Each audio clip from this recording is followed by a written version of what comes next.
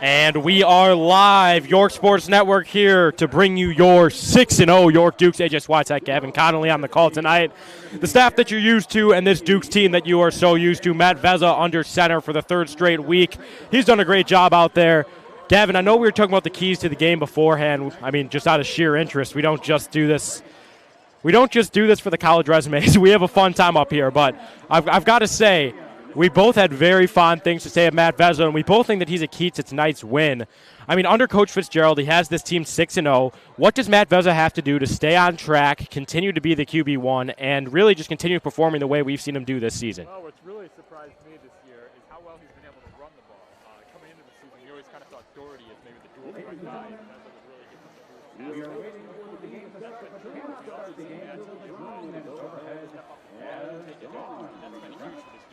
They've run so much more read option since Vezza has come into the starting job, and it's really paid off. Vezza had 130 yards rushing and a rushing touchdown last week, and the Dukes win at Glenbard West. And what a big win that was, Gavin. Of course, Glenbard West was ranked number 5 in the state. We were not able to stream as we were denied access by the Glenbard West AD, but we were both in attendance. It was crazy.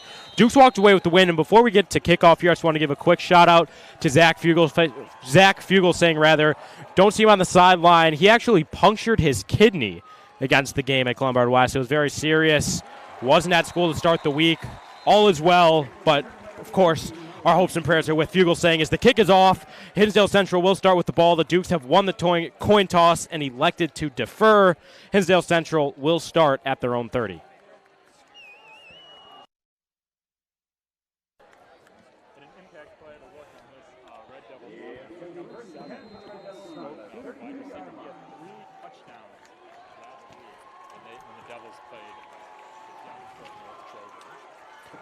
And now it's the Devils already running motion to start, something I love to see from offenses at the high school level. Really shows what the defense is running. They'll start with the play-action pass. They want the aforementioned player, and it's caught!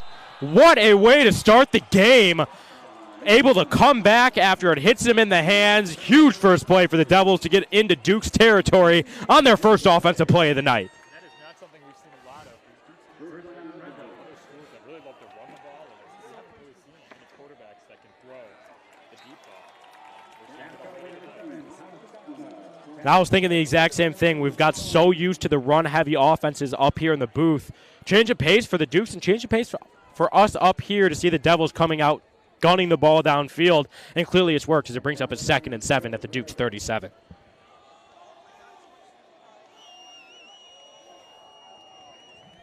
Quarterback Billy Kernagel now from the shotgun, first give of the game. And that gets bottled up. Running back Nicholas Fahey has nowhere to go. He's listed as a running back and linebacker. Quite interesting. We'll see if he gets reps on both sides of the football. Maybe a bit of Fazzini action in terms of the Dukes. But now it's 3rd and 6 from the Dukes 36. Absolutely massive play to start the game here, Gavin. Seems like we're going to be in for a good one.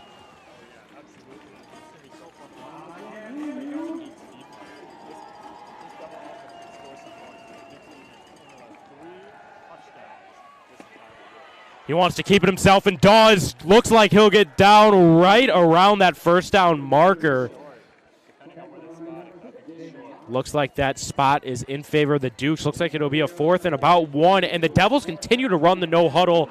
They are an extremely up-paced team. Something else we mentioned before this game. They stay up-pace. QB keeper flips it off to the side. And this Devils offense has some very creative play calling. Not something we've seen too much against the Dukes this season. Clearly giving them struggles here early.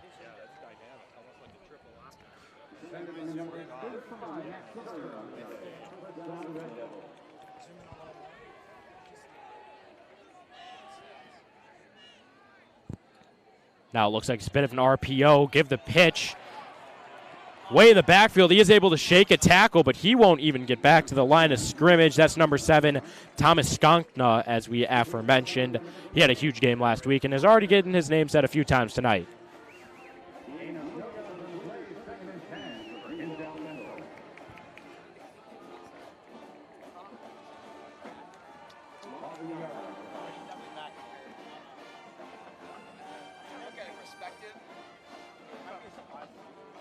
Quarterback Billy Kernagel now late to get behind center. Looked like there was a bit of a miscommunication from the sideline, but it may not matter. He has one-on-one coverage to his guy in the corner, and this through the hands. That was an absolute dime.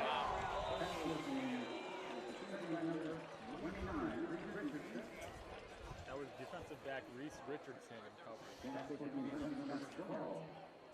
And that was an absolutely perfectly placed ball.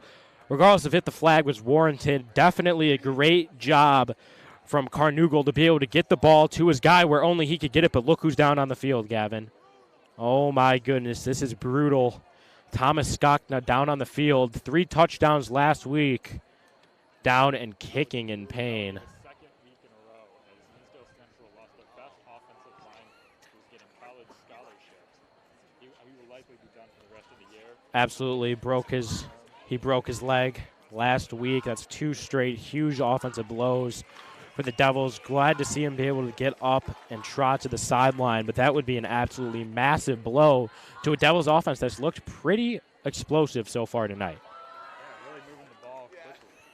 Only 2:40 into the game. And as aforementioned, it will be a pass interference against the Dukes, it appears, possible holding, but regardless, it does move the Devils into the red zone. Not something to say against this Dukes defense too often. They've been really sharp this season.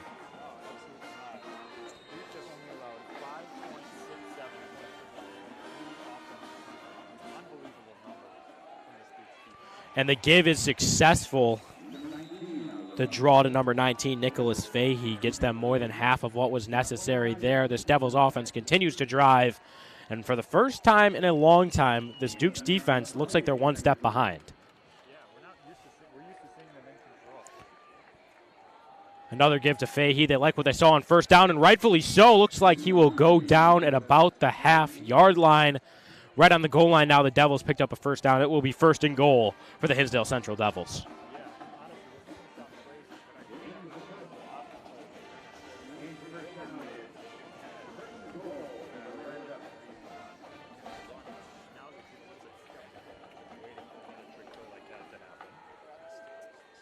It would make complete sense. Really good play calling so far from the Devils as they will get in for the touchdown on 1st and goal. It's the quietest I've heard this Duke student section all year. Hinsdale Central drives down the field in less than 4 minutes and gets themselves into the end zone. 6-0 Devils.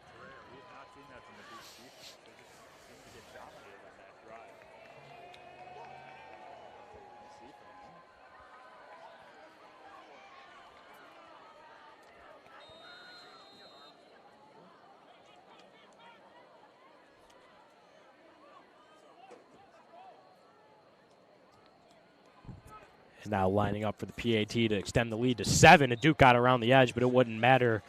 Devils now up 7-0 with 8:39 to go in this first quarter.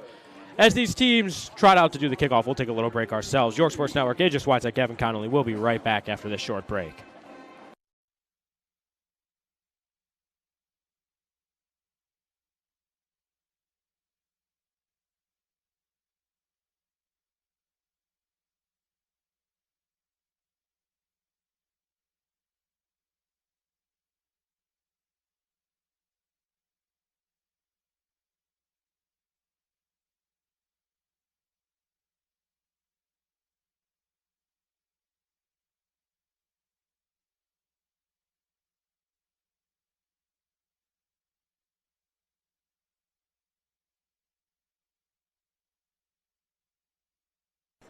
And now it's the Devils to kick off. Cal Harris and Kelly Watson line up deep for the Dukes. This will be the first time we've seen the Duke offense tonight. In case you're just tuning in, Devils are able to say something not many teams have been able to this year. They have a lead over the Dukes, and they have a solid one, 7-0.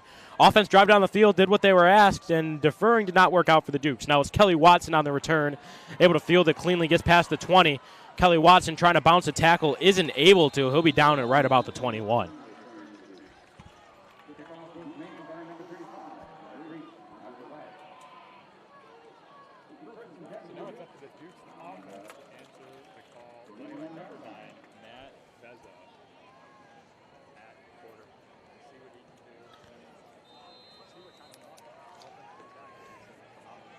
Per usual, you see Specht and Harris. The Dukes open up in 4 wide. A lot of options for Veza from the center if he wants to do so, but he'll give it to Watson, as we've seen so often. Watson able to shake a tackle, shakes another one, but he'll go for about no gain, but there is a flag thrown. And it came too late for it to be a holding. Looks like Fitzgerald is clapping his hands. Looked like it may have been a high hit. See what the signal is here. Multiple Dukes clapping. It's a face mask, it is. Dukes will get a 15-yard break to start the drive. Exactly what the doctors ordered for a Dukes team that's down for the first time in a long time.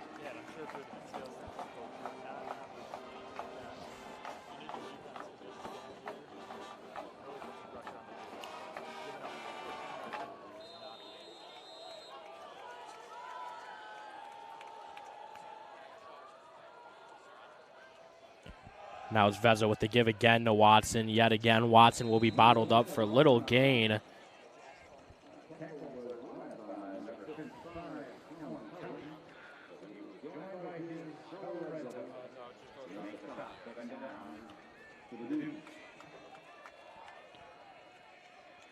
Now it's 2nd and 4 for the Dukes.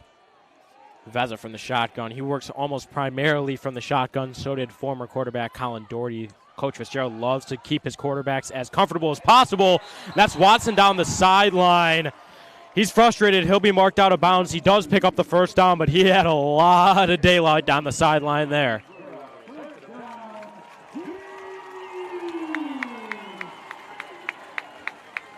And we've seen a lot of huge runs from Watson this season. I mean, of course, one of the ones that everyone will want to go to is the game versus DGN. But we've seen it all the time. I mean, we saw it against Glenbard West. He almost always busts out a big run. That had all the makings of it there. Great blocking up front. Saw Matt Lupa in on that one, but it didn't matter. Watson barely tiptoed out of bounds. Now Vezza with the give to Watson again. They're clearly going run heavy to start this one. Fitzgerald probably saw something in the film room that he wants to exploit. Doing so here as the Dukes get right around the 35-yard line.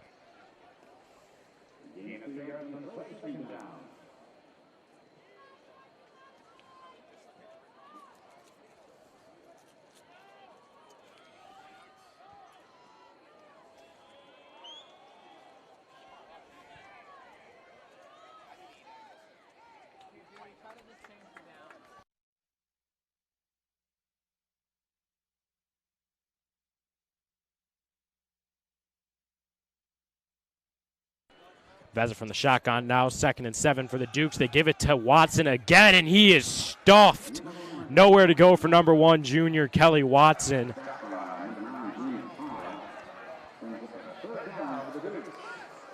And we just got word, shout out to the York Sports Network group chat. Looked like we had a bit of a problem. Gavin was on mute to start the game. I was mute for the first drive and a half. Gavin, nice to hear you. I'm nice here to hear now. your voice. Happens to the best of us, no problem. 6:27 to go. 3rd and 8 here for the Dukes. Now it's Vezza. Vezza from the shotgun, surveying his options. He has his guy, but no flag on the play. There was some contact there. Looked like they said there was contact from both sides. Decided to let the play go, something that NFL fans, college football fans, high school football fans, fans of football at every level have been really pushing for. Just let the guys play. They do so there, but it goes in favor of the Devils. The Dukes will be forced to punt.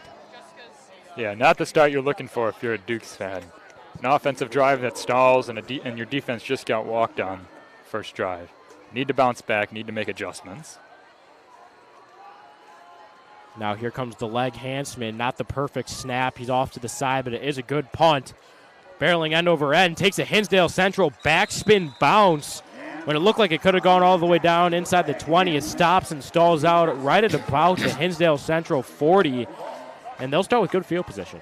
Yeah, and Max Hansman, maybe a legend this year for the Dukes, missed an extra point in that Glenbard West game, but then hit a game-winning field goal with less than a minute left to end up propelling the Dukes to victory, 12-10. Incredible. And when he missed that PAT, you could feel the energy drop. Absolutely silenced any hate. Came out, hit the game-winning field goal after the huge Dukes interception, and Dukes walked away and are now 6-0 on the year. They go right back to Fahey, and the run game looks like he'll get about 3.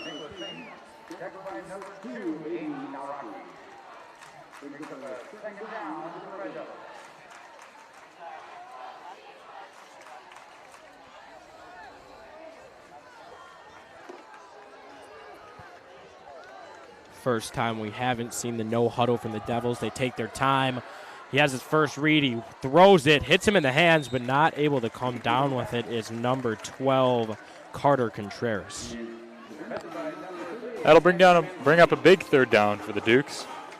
Much needed stop here on 3rd and 6. Get the offense back in the field, get him in rhythm.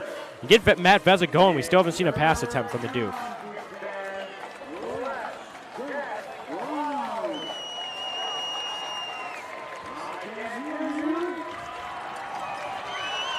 And there's that student section getting electric for this 3rd and 6. Got to get the Dukes off the field here early. Can't let this game get out of hand. It's a give to Fahey. Not the call the Dukes expected. He'll fall forward, and they will surprisingly go for a sweep play on 3rd and 6 and pick up the first down.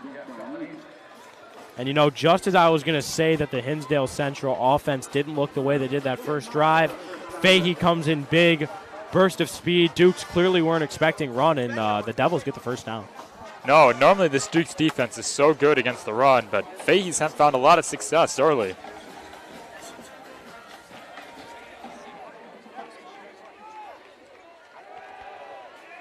Dropping back to pass now, and it's completed. Looks like he'll get out right past the Duke 45. Hinsdale Central now moving into Duke territory with 5 minutes to go in this first quarter. And this Hinsdale Central offense is having their way tonight.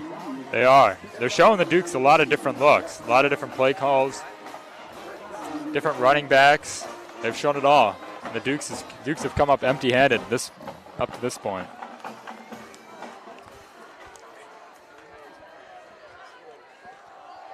Now another give up the middle to Allison. He absolutely trucks through oncoming traffic. Oh my goodness. Aiden Naraki. Sean Allison put on his back. Just ran over Aiden Naraki. Change of pace back coming out of the game. Now it's Fahey back in, but he did his job there on the 2 consecutive carries. Yeah, that's for sure. Looks to be a 3rd down back, power back. He shows it there. Absolutely. Brings up a 2nd and short. Looks to be about 2 from up in the box here. Fahey yet again in the backfield. Hinsdale Central going to more run heavy now. But the knocked down. That was number 2, Reese Kolk, who slipped and disaster almost struck for the Red Devils. Luckily, he was able to get back up and play defense. Now here comes a big 3rd and 2. I can't say that I know too much about the Devils kicker. Look to do some research beforehand. There's just not that much about high school football 8A kickers, but it does. I mean, assuming it is likely 4-down territory here, Gavin. I can imagine. Yeah, you don't see too many 50-yard field goals at the high school level. No, shout out New Trier, that kicker knocked down what was an NFL record for all of a week. Oh my goodness. The keeper short is marked just shy. It'll bring up a 4th and about 1, but as I was getting at, New Trier with a kick that was 53 yards and good. Always interesting to see, and they will go with the no-huddle. They're rushing to the line. Maybe a QB keeper here. Taking their time now at the line. Maybe a hard count. Would look to be a QB keeper, turns into another one of those little strange chest passes. I'll tell you, that's not something you see in football too often today, the two-handed jolts to the sideline. Especially not in that sort of package. But we've seen it twice tonight on 4th down, and both times it's resulted in a first down to Fahey. Yeah.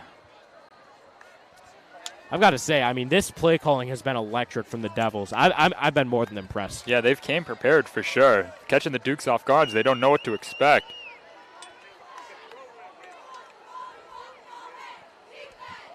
Now it's Allison up the middle, gets met by a lot of Duke defenders. That's what we're used to seeing. The big bodies of the Dukes front 7 crowding the line and stuffing the gaps. It's going to go absolutely nowhere. I saw Jeffrey Coglianese there. His name's gotten called a lot this year. Ever since that play against the Saxons, the block punt, I mean, he's just been having himself a senior season. He's looked really sharp in there on the run stuff against change of pace back Sean Allison.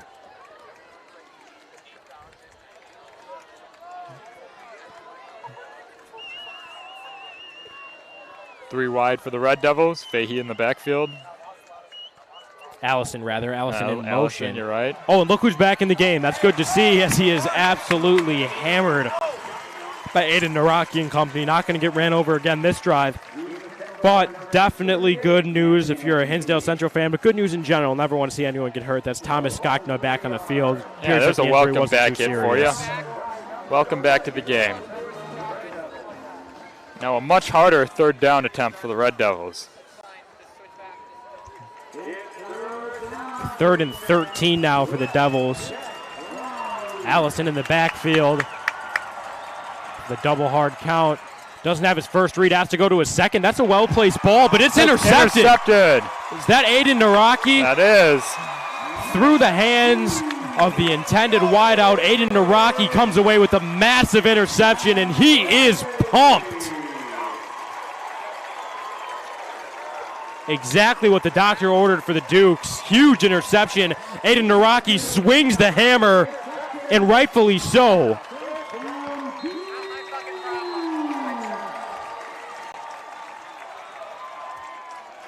What a momentum swing. Now it's Veza, quick to the line. He wants to go for it all. Just a little too far.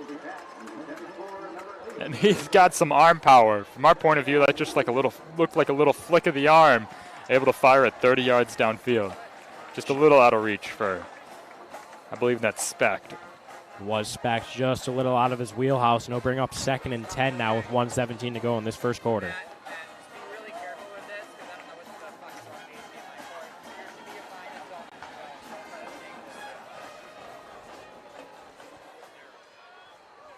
Veza now dropping back, 3-step drop, goes to the sideline. That's caught Jack Wagner.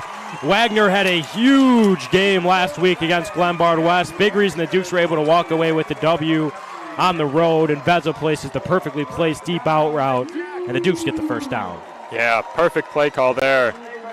Red Devils running zone coverage, and the corner route is a great way to exploit that zone coverage. Veza put it on the money, and the Dukes are moving the chains. And you know, after the run-heavy start, interesting to see the Dukes coming out firing on all cylinders here.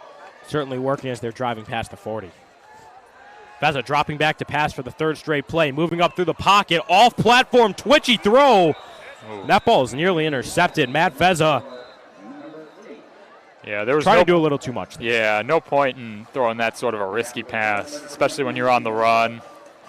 Got a good drive going. No need to bite off more than you can chew. And that's a ball that Finian Little would like to have back. Nearly intercepted, in and out of his hands. Clearly frustrated with himself there.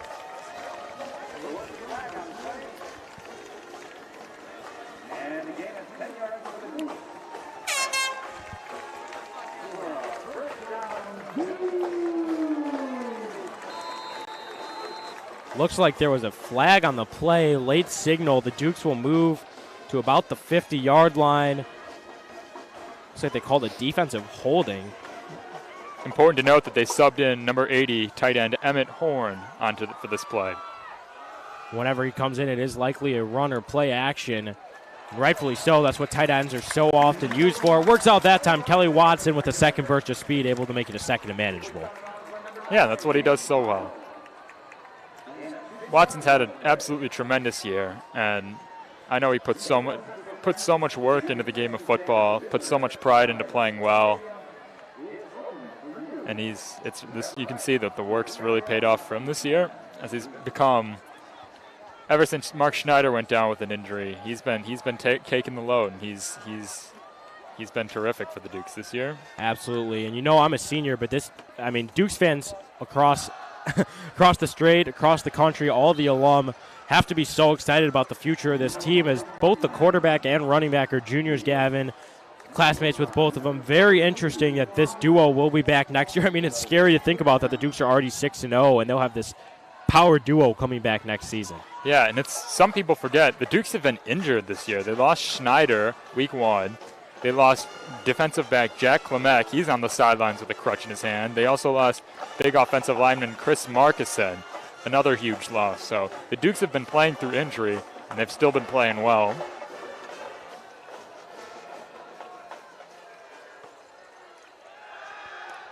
Here they go. Great grab.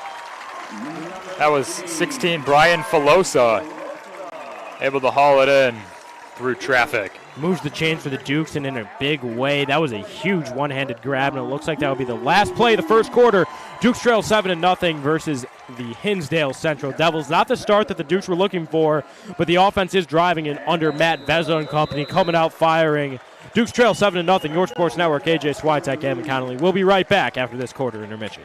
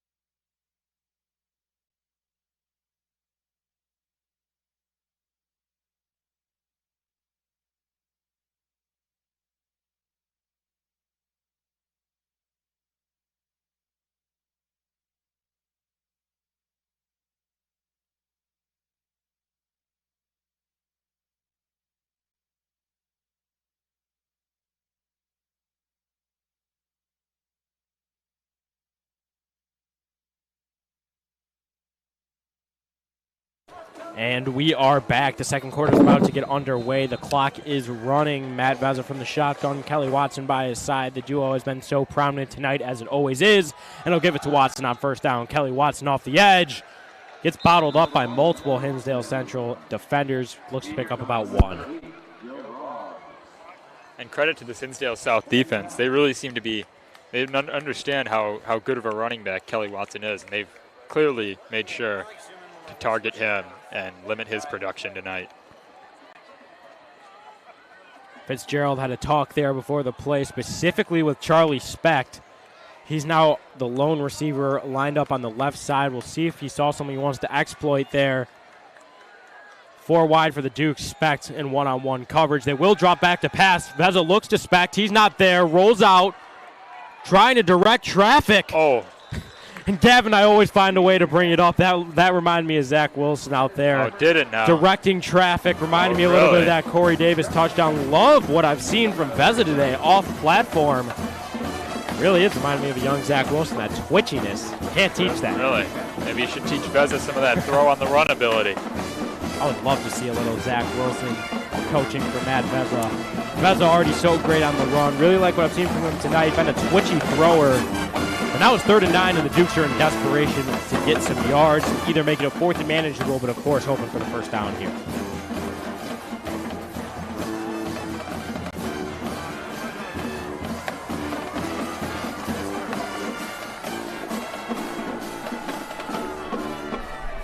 Vezza dropping back to pass. Here comes pressure.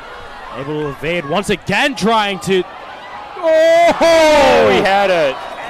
He was trying to move traffic, telling Emmett Horn where to go. The ball was perfectly placed over the Hinsdale Central defender. I think Horn thought that was going to be intercepted. He didn't really seem ready for that one. Hit Horn in the hands, and an incomplete pass.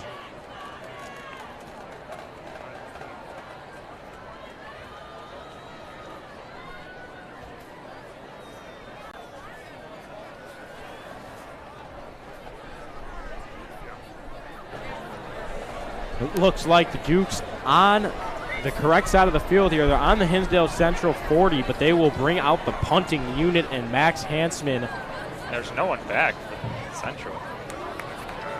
Hansman trying to get it down inside the 20. It'll be close. Huge play! Oh my goodness. That's big number 61, Josh Delury. Running all the way down. Not someone you typically see on that side of the field. Quite possibly having the special teams play of his career. Those are plays that win you football games. That is a difference of 20 yards. Oh my goodness. Wow. Man. Way to put the body on the line. Boy, am I excited for rhetoric on Tuesday. That was quite the play. Wow. big body moving all the way down the field, and Hinsdale Central is pinned inside their own 1 yard line now. Here comes a triple option. Stop! And that's a safety. Safety! Wow! Like I said, that is a huge safety, and this crowd erupts. Fitzgerald and company swarming Delury on the sideline. Rightfully so. That is what happens when you make big plays. Big plays lead to points. 2 points. Dukes will get back the football here. Delury with an absolutely massive stop on the goal line, and all of a sudden, Dukes have a bit of momentum. Absolutely. Now the crowd's back into it. You know, Central's huddling on the sideline. They're not happy with what just happened, obviously. But wow, what a play by Delury. Those are the plays that win you football games. And one play later, the Dukes have cut into this lead.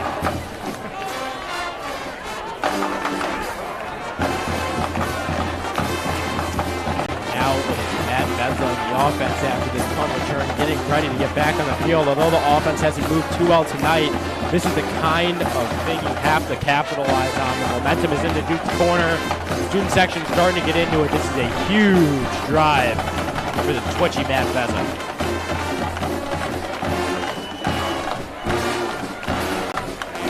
And the Dukes are going to get the ball in some favorable field position as well. Because of the safety, the Devils are kicking off on their own 20.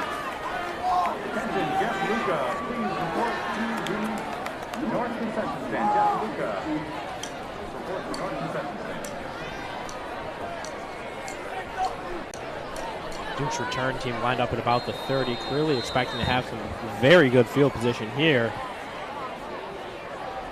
The kick does just about that. Fielded at the 32. Oh, wow, met with a hard hit.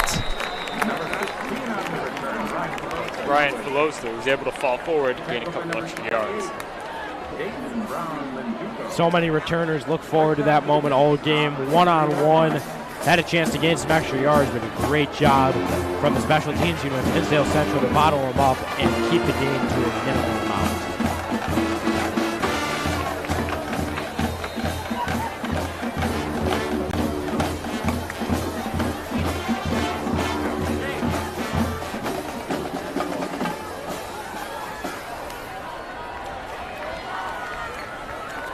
Cousin company back to work. Vezza with the give to Watson. Watson trying to make something out of nothing here, but there is a lot of defenders and not much room for him to run.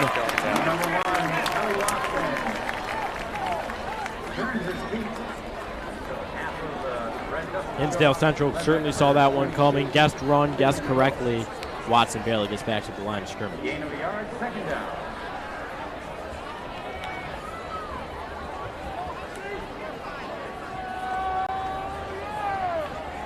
Horn, Harris, and Specht wide for the Dukes. Vezza from the Wagner shotgun. on the near side. Vezza looks to Wagner, fakes the screen, pump fakes and keeps it himself. Matt Vezza hit pretty hard there, got to go down. It'll bring up a third down. You know, that play had a lot of options. He had the screen pass, didn't want it. Looked at Harris downfield, didn't want it. Decided he went through his reads, kept it. Really good going through his progressions there. The only question mark we had about him coming in tonight, if you'd like to see him get down, you don't want your QB1 taking hits like that. Yeah, that screenplay normally works for the Dukes. A little screen to Wagner. Defense jumped it. Smart play by Vezza to pull it down in front. Matt Vezza with a three-step drop. Such a quarterback-friendly offense, and it's complete to Jack Wagner on the sideline. There is a flag. I think it's flag in the back. backfield. I have to say, There was Gavin, a hold from the right tackle. although there was a hold, and it was pretty clear as day, I do really like what I've seen from Coach Fitzgerald, keeping it as easy as possible for Matt Vezza. You never see him taking more than a three-step drop. A lot of the time his first read is open. This is very, very electric play calling. Just can't be eating yourself up with these mistakes. Yeah, and it's credit to the Dukes receivers. They've been able to get separation and find holes in the zone. So that really helps out your inexperienced quarterback. Although he has not been playing inexperienced. Absolutely. Quarterback-friendly offenses don't necessarily need to be for quarterbacks who need a quarterback-friendly offense. I mean, talk to Kyle Shanahan. He'll run that offense if he has Tom Brady under center, and it just works. It makes it, why not make the quarterback's job easier? It's the hardest position in sports, make it as easy as possible. And Coach Fitzgerald absolutely loves that West Coast style play call.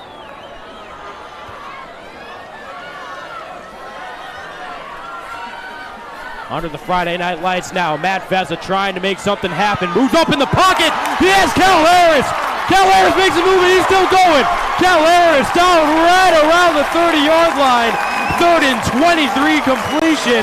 Matt Vezza to Cal Harris. This place is going nuts. What a play and what vision by Matt Vezza. He was going to tuck it down and run. Had the ball in his armpit. Then at the last second, saw Cal Harris right in front of him.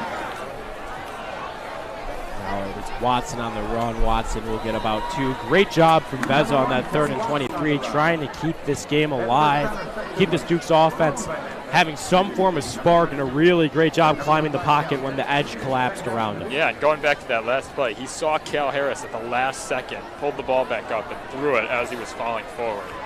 Right on the money, Cal Harris got some yards after the catch. He's been so good at that this year. Matt Vezza, they'll let him rip it again. Doesn't have his first read, goes over the top and has his guy, Kelly Watson. Dukes, touchdown, the 3rd and 23 completion pays off. Matt Vezza to Kelly Watson. Dukes are now on top 8-7. Okay, Matt Vezza, making your presence heard right tonight. 2 huge plays. Locked in, throwing the ball downfield. And you are right, AJ. He is not a quarterback that needs a quarterback-friendly offense. Showing he's got all the skills to be a wonderful quarterback. He has really impressed me tonight. Done a great job going through his progressions.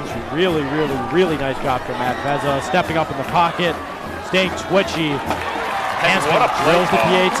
What a play call to run Watson right up the seam, using his speed on what appeared to be a linebacker guarding Watson. And doesn't just put it out in a spot where Watson can go up and make the catch.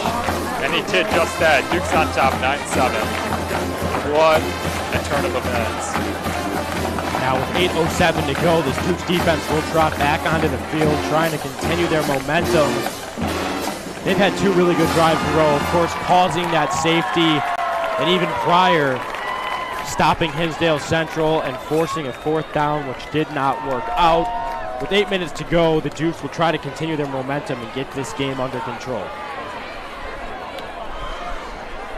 And you better believe this Dukes defensive unit, they're fired up now. Coming right off the safety, they got the lead back. They're going to be playing with some energy. They are juiced up on the sidelines. Now it's Hansman getting ready to kick off to the Devils. Devils offense started hot, but ever since then has slowed down. Fahey and company will need to figure it out here if they want to continue to contest with this 6-0 Dukes offense. And we're getting word from our statistician that Vezza started 2 for 4 for 25 yards, but after that last drive, he is 4 for 8 for 92 yards and a touchdown. Short kick from Hansman, stalls out right around the 30, but it works out. He is absolutely rocked. That's number 35, Matt Sutter on the tackle. Huge play. Both special team units have done a really good job wrapping up, preventing giving up any dumb yards, and it really helps the Dukes here as they start the Devils deep inside their own zone.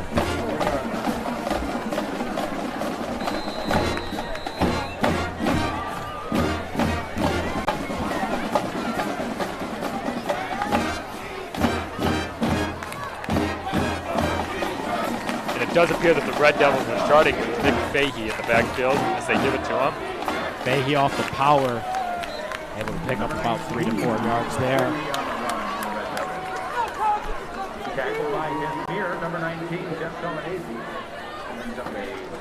Kernugel came out to start the game passing, and that was what was working for the Devils, but it seems like they've gone to a much more run-heavy offense with the 1-2 punch of Fahey and Allison. And really, the offense hasn't looked the same when they haven't been passing the football. Fakes the chest pass, has his guy over the middle. This play calling is electric. I don't think he caught it, and Skogna is down again. He did catch it. But oh no, second time he's been down today. I've got to say, just an electric play call, perfect execution from Billy Kernugel. I mean, not much more you could ask from the kid. Surprisingly enough, both teams' quarterbacks under center today, both juniors. Something to watch. Luckily, once again, able to get up on his own power. Hopefully all is well. But you got to wonder, is he going to come back in? That's twice now that he's been hurt.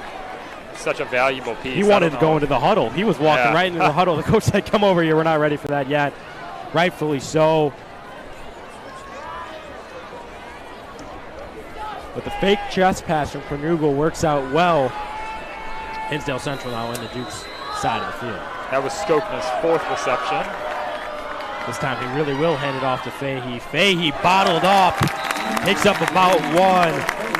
They tried to run some inside zone there, and the Dukes were ready for that one.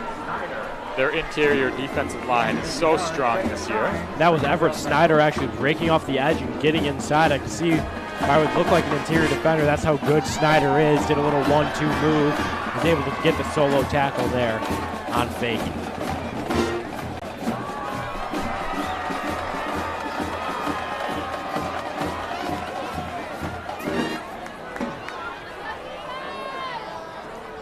Now it's Kernugel from a bit of a bunch formation. He will give the opposite direction of the bunch, and Fahey is dropped. That will bring up a 3rd and long for the Red Devils.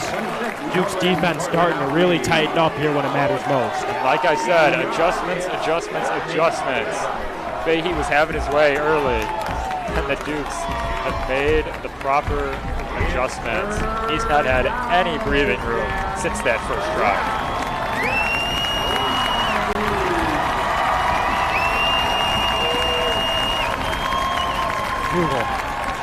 From the shotgun, able to break out of a sack.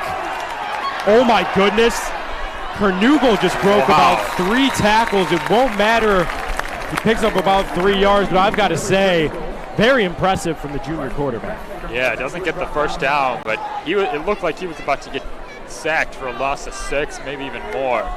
Broke free. And now they have a 4th down and manageable. That's one of those situations where the coach will probably be letting you hear it on the sideline. You got to know the situation. Keeping it himself there, maybe not the right decision, but he does get it to a 4th and 6 and able to get the Red Devils a chance here at converting the first down. He is deep. Looks like they'll have him punted.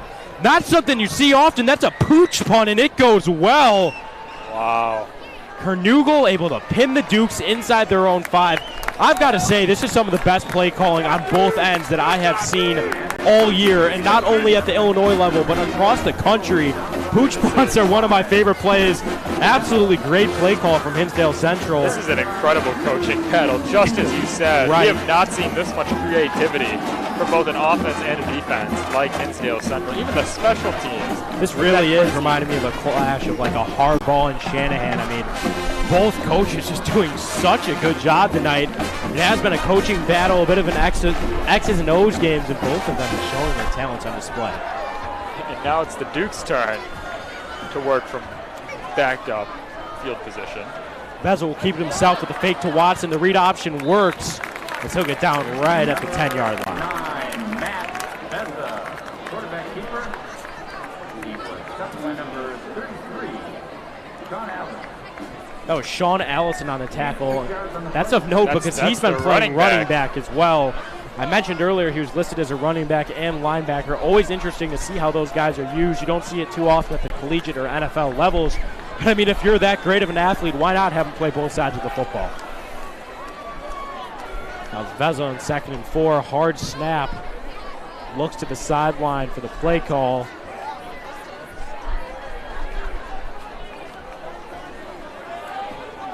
Signals at the line, making adjustments. So the audible to a give to Watson. That does not work. Watson able to get a second burst of steam, but it will bring up a 3rd down for the Dukes. 3rd and 3.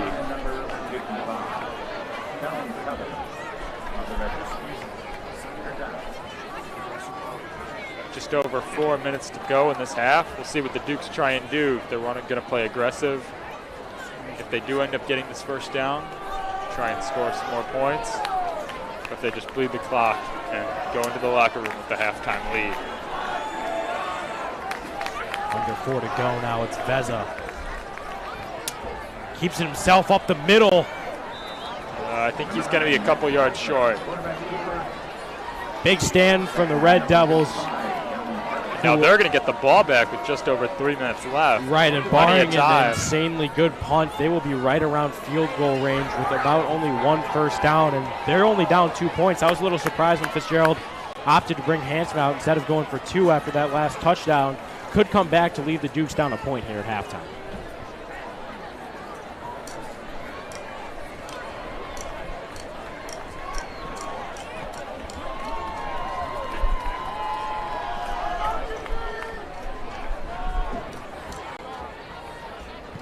Hansman.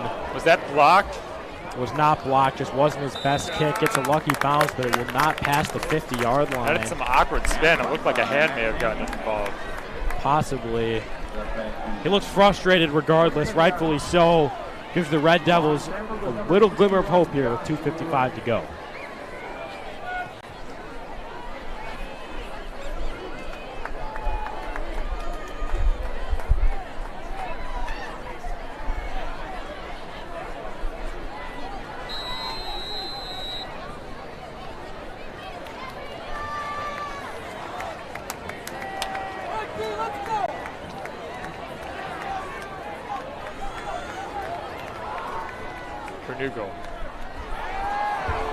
He wants it all. One-on-one coverage. That ball is barely dropped. Not even necessarily the perfect outside coverage there. The ball was placed right in the hands just in case of the drops. Yeah, and great play by Cornugo because he got blasted as he threw the ball. Way to sacrifice your body. Right, it has to be frustrating. Yeah, not often you see that. Cornugo certainly has looked like a leader thus far, though. You could just feel his size from here. He is a big dude. Cornugo gives it to another big dude, Fahey, and he won't get much there. Looks like they're listed at 6'3" and 6'2", respectively.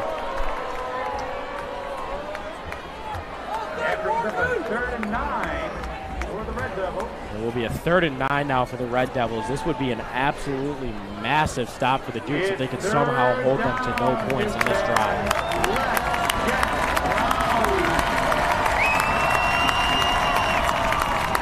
Cornugo rolling out.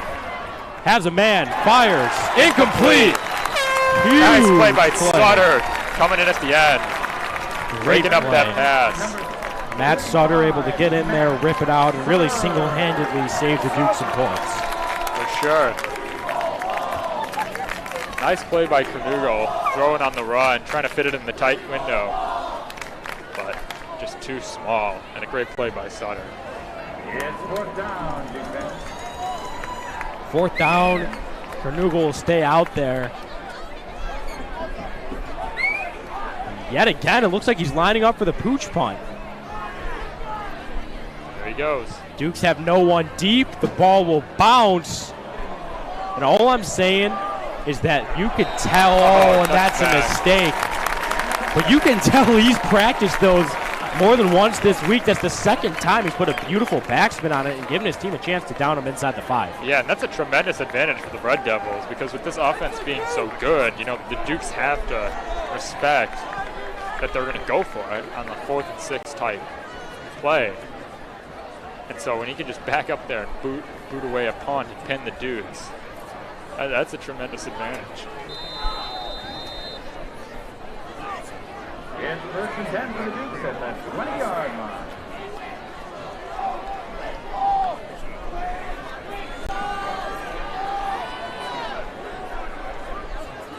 Luckily for the Dukes, though, it was a touchback. Now it's Watson with the give. Hinsdale Central clearly wasn't guessing run there. Watson able to get past the marker and pick up the 1st down for the Dukes. Yeah, way to bounce it out to the outside, and a good block by Speck to really free up some room for Watson. He just guns it down the sideline, moving the chains.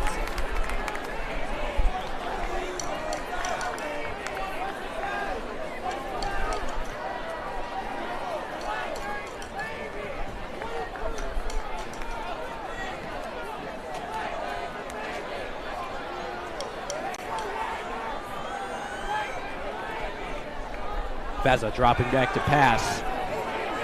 Has Emmett Horn over the top. It looks like he'll go to Wagner. And the flag is thrown. There was definitely plenty of contact. They'll say it interfered with the ability of Wagner to make the catch, and the Duke offense is trotting down. Will now be inside the Hinsdale Central 40. Wonderful to see. This Duke's offense is keeping the foot on the gas, not playing conservative with less than 2 minutes to go. They're running this 2-minute drill to perfection right now, looking for points.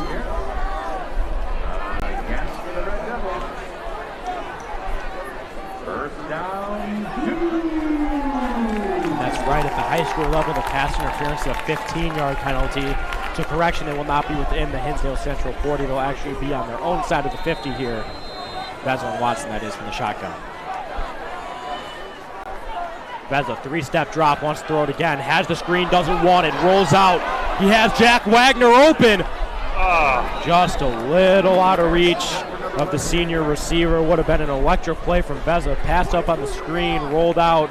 Just wasn't able to put the ball on the money. No, I would have rather had him scramble to the outside, maybe step out of bounds and avoid the hit. Just pick up some yardage close to the first down and stop the clock, because that's a really, really hard throw. Cross body. And that's the second time tonight we've seen him pass up on the easy read. Even the screen appeared to be there. Yeah.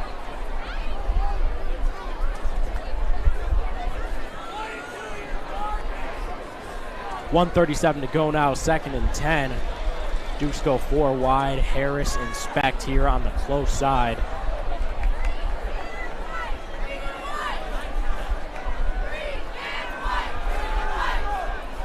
Beza drops back and is crushed. They aren't going to let him break through that one.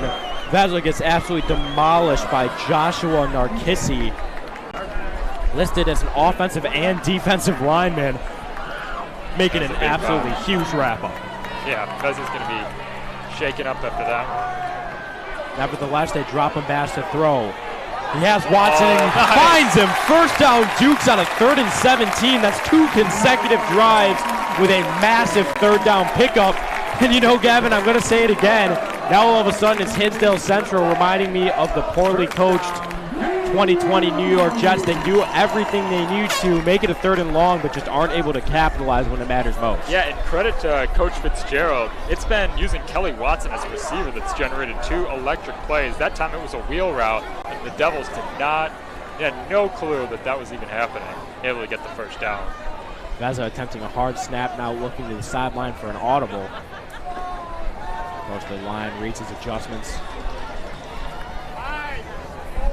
No pre-snap motions here. It's Beza dropping back to pass again. 3-step drop. He gets hit as he throws. Great pass on the money to Jack Wagner. That's one he's got to come down with, and they'll bring up a 2nd and 10 with just over a minute here in the 2nd quarter. Yeah, he's going to be kicking himself over that one. That was a beautiful throw. Beza's trying to put his body on the line, take a hit to deliver the throw. I wonder if Beza noted that there were going to be extra Red Devils rushing towards him on a blitz. Called for a different offensive line protection.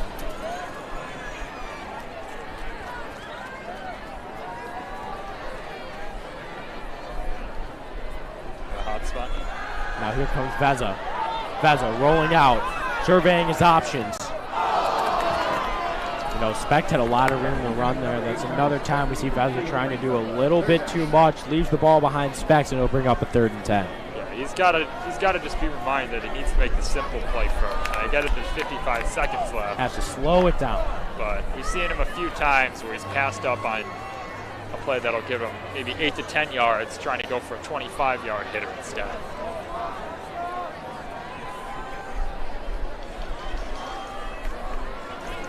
Third down, Watson in motion. Beza, the lone guy in the backfield. Immediate pressure. Gets it off to Wagner. Wagner makes a move.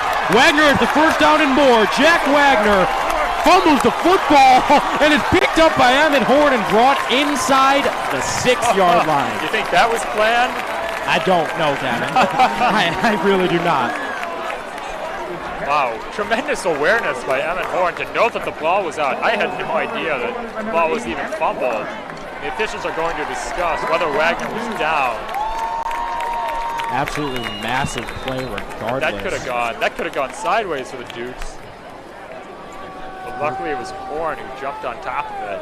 Very heads-up play from Horn, always looking. Keeping eyes on the football. He was the first one to see it popped out, and not only was he able to get on top of it, but he was able to run for an extra 10 yards. And yes, they will spot the ball at the 6. The ball was marked as fumbled. Horn's big play comes up huge, and it will be the Dukes with the first and goal.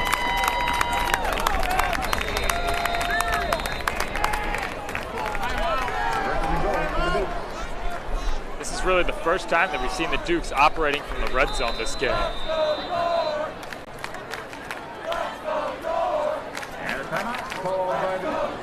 And Coach Fitzgerald calls his first timeout of the half. First timeout called by either team. The Dukes will have 2 timeouts left. We'll take a timeout for ourselves here with 36 seconds to go in the second quarter. Dukes up 9-7 inside the red zone. Tickets can still be purchased at the Spear Shed or the South End Concession Stand. Tickets are 1 for $5, 3 for $10, or 8 for $20. All proceeds go to York Athletic Boosters to support all York Athletics. Winner need not be present to win. Remember, Duke fans, the line for the concession stand at the north end of the stadium, that's the side closer to the school, are shorter than those at the south end. They have all of the same delicious goodness, except popcorn. Popcorn is only at the south end. Gotta be honest.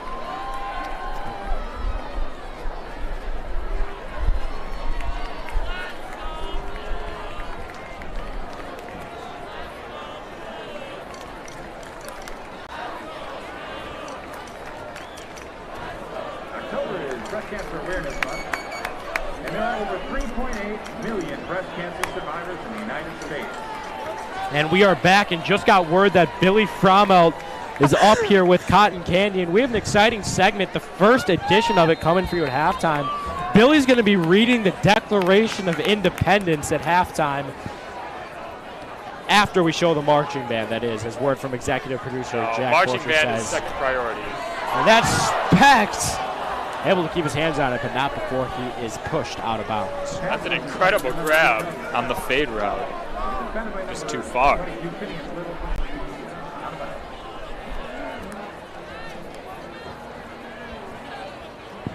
31 seconds to go here. Billy now gazing off into the distance, getting ready for warming his up big his vocal segment. cords.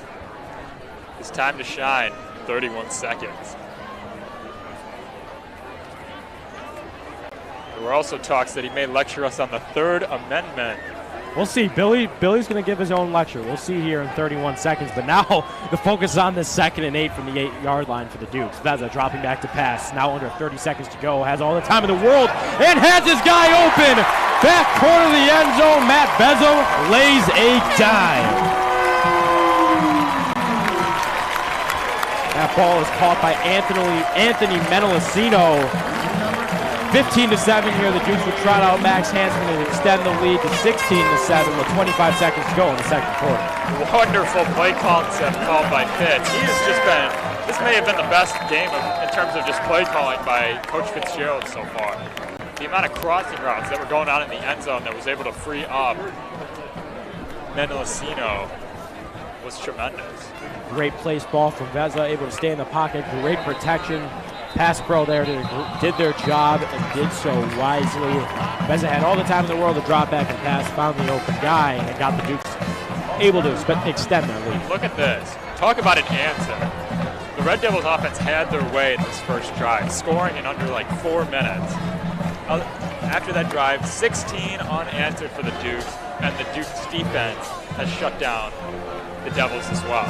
So just great performance. Great performances on both sides of the football, and that is why the Dukes are an extra point away from having a 9-point lead with 25 seconds left. And that penalty does come against the Dukes. It'll make Max Hansman's PAT job a little bit harder.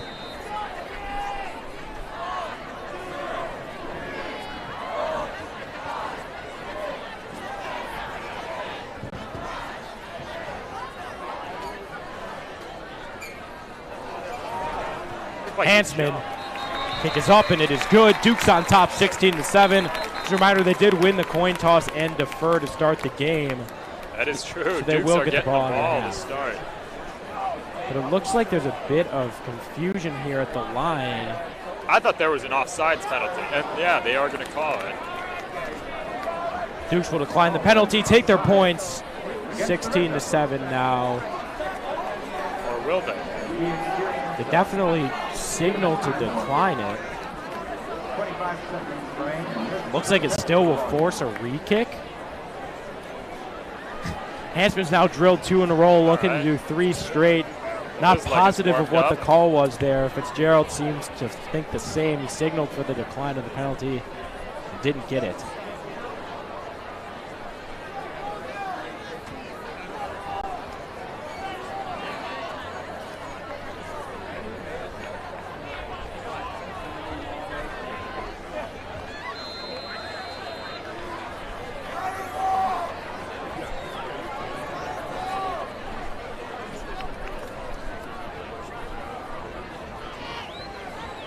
Hansman now 3 straight.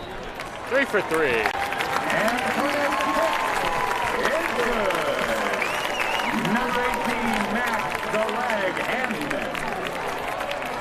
Long snapper was number 61, John Cavalry. And the holder was number 3, Colin George.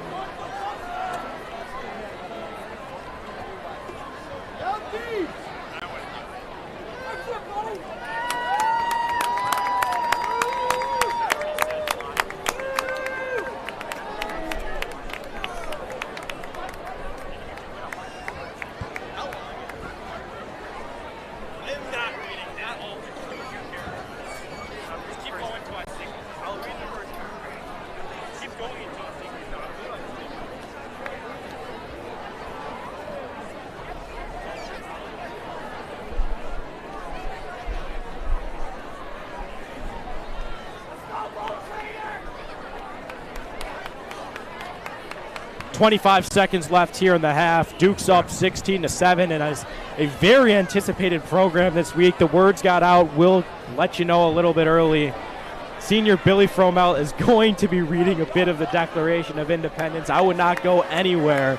We've got a few mentions that people do not know what to do with themselves at halftime, so trying to keep it interesting, trying to spice it up. And what better way than bringing in the face of York, Billy Fromell, to read the Declaration of Independence. Trust me, this is the halftime show that you do not This is not something you want to miss. I don't know how many of our viewers are really aware of who Billy is, but you'll get an idea of who he is after he reads this Declaration of Independence. Huge history buff. He's been looking forward to this moment. 21 seconds now. We'll see if Hinsdale Central and company decide to drop back and pass, try to do anything shifty, or just let the time run out to half. Only time will tell here. Cardinal on offense. Fahey out there as well. Looks like they will run at least some form of offensive play, not the victory formation here. Dukes opting to run 3 deep, don't want to give up anything over top. They will drop back to pass. They're not satisfied going into the locker room down 9, and rightfully so. Move the chains, call a timeout, 14 seconds left. To be fair, they do have all 3 timeouts available.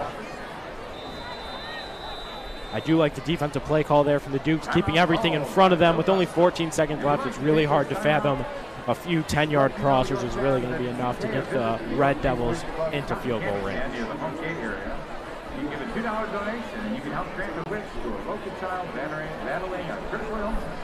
All proceeds go to the Make-A-Wish Illinois chapter. Approximately half of all Make-A-Wish wishes granted involve Disney World. In 2015, about 100,000 Disney-related wishes were granted.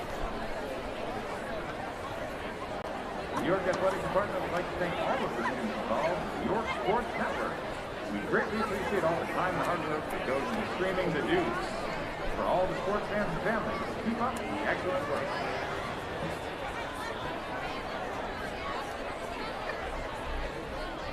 The York Athletic Department would like to thank college football sponsors, Joe and Amy Wall family, John Cosgrove of JJ Strength and Fitness, Terry Maylander, and the Buddha Creations Razor Electric Olympic Aircraft.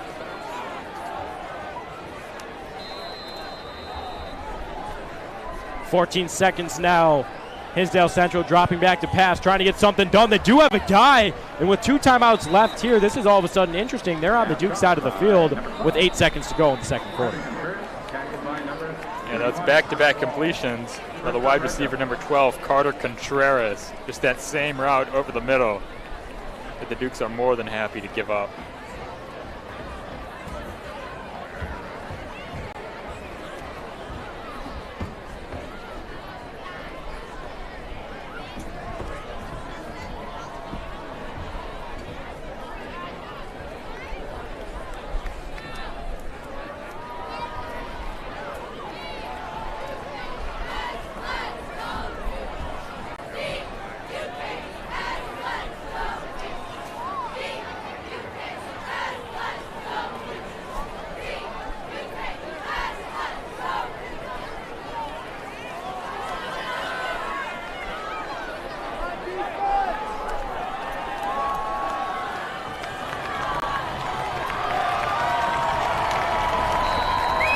Eight seconds to go now. Hinsdale Central trying to get themselves on the board. Going through his read. If this is complete, it is! And a timeout is called with 2 seconds to go. All of a sudden, the play calling is great again. Hinsdale Central's moving, and somehow they've got themselves into field goal range when it seemed like it was all but certainly going to half, down 9. Yeah, that's why you save your timeouts. Smart coaching there by the Hinsdale Central coaching staff. I'm pretty sure they ran the same play concept on all 3 of those downs. Contreras hauled in 3 receptions over the middle. I think he about quadrupled his receiving yard total in these last 20 seconds. The Dukes play a little too conservative.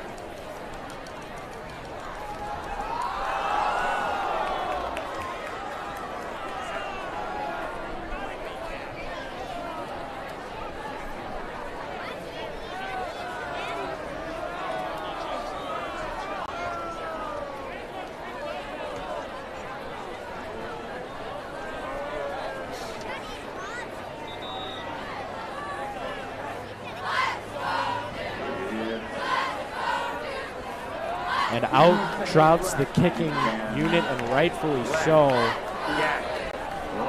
Hinsdale Central looking to get themselves within a 1-possession game here. Great 2-minute drill to get themselves into this position. If this field goal is good, it will put them down only 6 at halftime, and the Dukes will be receiving ball following the half. The kick is up. No good. And it is no good. The No Dukes good. catch a break, stay off 2 possessions, and will have possession after this little halftime break, but don't go anywhere. We're here with the special segment. This isn't a segment that you see too often. Gavin, I know we're both looking forward to it, so I'm just going to give it right over to Billy Fromelt. Billy, why don't you go ahead, introduce yourself, say what you're doing here today. Hello, I'm Billy Fromelt. I'm going to be sitting here. I'm going to be saying the first part of the Declaration of Independence. So, without further ado, the unanimous declaration of the 13 United States of America. When in the course of human events, it becomes necessary for one people to dissolve the political bands which have connected them with another, and to assume among the powers of the earth a separate and equal station to which the laws of nature and of nature's God entitle them a decent respect to the opinions of mankind, requires that they should declare the causes which impel them to the separation. We hold these truths to be self-evident, that all men are created equal, that they are endowed by their Creator with certain unalienable rights, that among these are life, liberty, and the pursuit of happiness, that to secure these rights the governments are instituted among men, deriving their just powers from the consent of the governed. Speed run it. Speed run the declaration. That whenever any form of government becomes destructive of these ends, it is right of the people to alter or to abolish it, and to institute new government, laying its foundation on such principles and organizing its powers in such form as to them shall most likely to affect their safety and happiness. Now we go back onto the band. Cut it.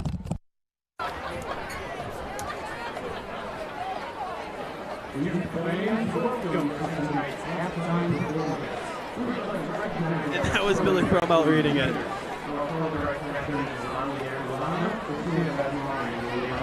Special thanks to Billy Fromelt for For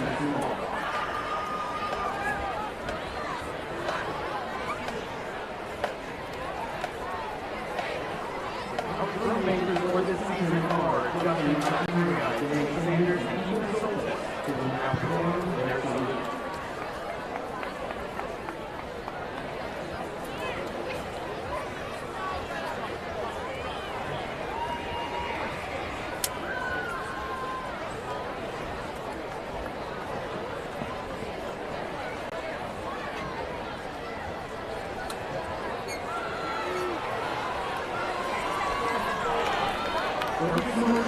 We're taking you on a journey back to the 1980s.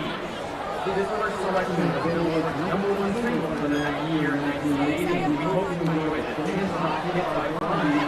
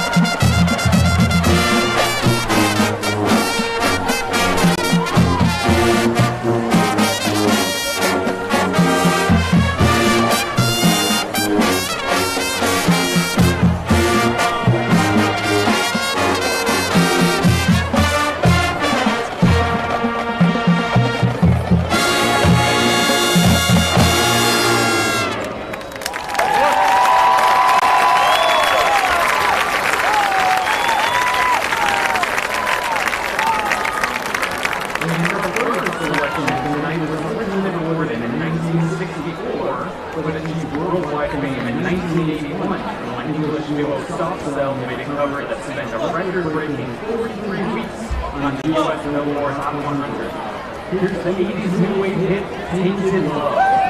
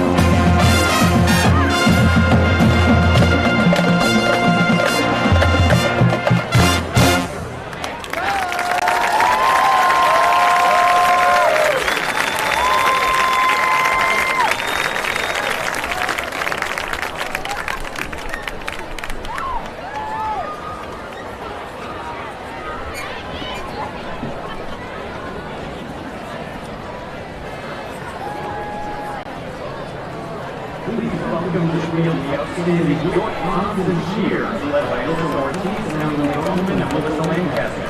The student leaders are Abby Fitzgibbon, Fran Lucy, Elena Willard, Angel Miller, Emma Brown, Fran Salone, and Jennifer Brand.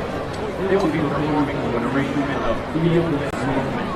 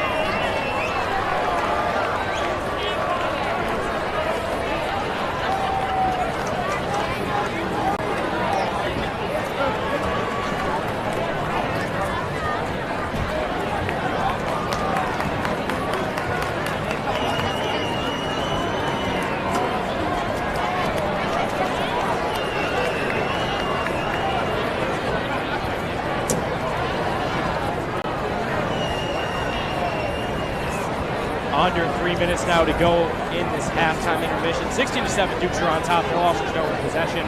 Wanted to give a big thanks to the marching band. Another big thanks to Billy Vermelt, stepping out of his comfort zone, going out there and speaking on the mic. It really just goes to show the York Sports Network is for everyone. If you have any interest in joining, you can email me at my school email, 63674@elmhurst205.org. We include anyone who's interested, so definitely great to see Billy getting his opportunity on the mic. Great to see the marching band always doing a great job out there on the football field. But of course, back to the matter at hand, Gavin. Dukes are on top 16-7. Halftime's getting ready to end. We met in the corner of the end zone. Fitzgerald did his normal talk. Veza's getting ready to go back out there, start the half on offense. What do the Dukes have to do to continue to go out there rolling? It's one more score to really put this game together. Absolutely. I would say first on the defensive end, limit the one-on-one opportunities, specifically with their star wide receiver, Thomas Skopna. They've had a couple, about 3 or 4, where he was left one-on-one scenarios, and quarterback Billy Carnugal was able to hit him, and Skopna was able to just go up and make a play, bring down a 50-50 ball for a big game. The Dukes need to just stop letting that happen, stop getting themselves in calling defensive coverages that allows that to happen. On the offensive end, I just think more of the same. I'd like seeing Veza on the run, having him throw on the run, having these little options that he has where he can either throw deep or if he has a check down or just like a underneath route. That's helped Veza tremendously this first half. So just more of that, keeping him comfortable, playing smart on both the offensive and defensive side of the football, and the Dukes should be well on their way to 7-0. Gavin, we've talked so much about the coaching. Both coaches so far doing a great job, and I want to give a little attention to Veza and Carnugal. Both quarterbacks really have been flawless tonight, other than the interception from Carnugal. He's looked really good. The 7 points don't show the entire story for the Red Devils. They're able to drive all the way down the field and do clock restrictions, of course, to pick a field goal. But that offense was driving. Really due to Carnugal. He looked really good. I want to see the Red Devils come out this half passing. And as for Matt Veza, he has looked more comfortable tonight than I have seen all season. He's clearly out there playing with confidence, on the run, wherever it may be, rolling out. Veza has been looking very confident tonight, very comfortable. And what more do you want to see from quarterback one?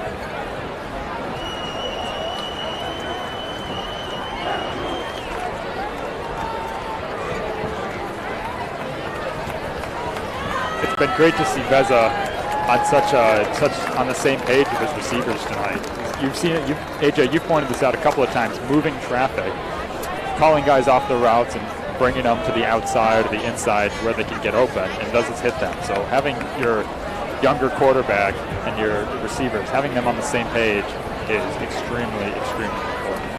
You've seen it there tonight. Absolutely. I mean, that's something that you either have or don't. That's on the team. He's got that twitchiness. Oh, I keep going back to that. There's no better way to describe it. He's got all the cogs in his brain, constantly moving, always looking to make a play. I mean, what better way to do it than direct standpoint? Be successful or unsuccessful. I'm just eager to see how comfortable, confident, and poised the future quarterback was. And the Dukes will get the ball to start the second half. Dukes will start with possession of Big Man points here. Really spelled trouble with the 5-1 Red Devils team. I'll tell you, this Dukes team was not getting the respect it deserved at the end of the season. Still not ranked top 5. I mean, a dominating win here. What more do you want to see from this Dukes team? 7-0 with Hinsdale Central and Glenbard West. I mean, it's hard for me to imagine a scenario where you can justify putting themselves at the top 10. Yeah, I don't understand what else they need to prove. They beat the number 5 team in state. They've had quality wins against the good teams that they've played, and they've had dominant wins over the teams that are significantly below them. I don't understand what else they need to prove. There are still plenty of good teams above them, but I definitely think the Dukes deserve to be in the top 10. And that's one thing Coach Michelle will be sure to tell you. The Dukes are not a team that play down in the competition. They prepare for it every week, week in and week out, just like it's a national championship. And that's why you see the Dukes coming off these massive wins. This team can rush around the Saxons, but also staying around and being able to beat the number 5 team in the state in their own house last week at Glenbard West. And after the run that went for no gain, it will bring up a 2nd and 10 now for the Dukes with under 11:30 to go in the second half.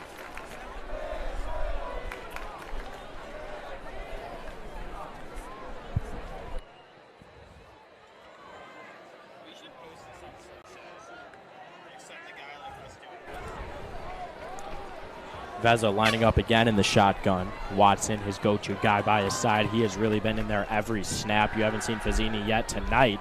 And he will throw to Watson, the go-to guy, but he won't pick up too many yards there.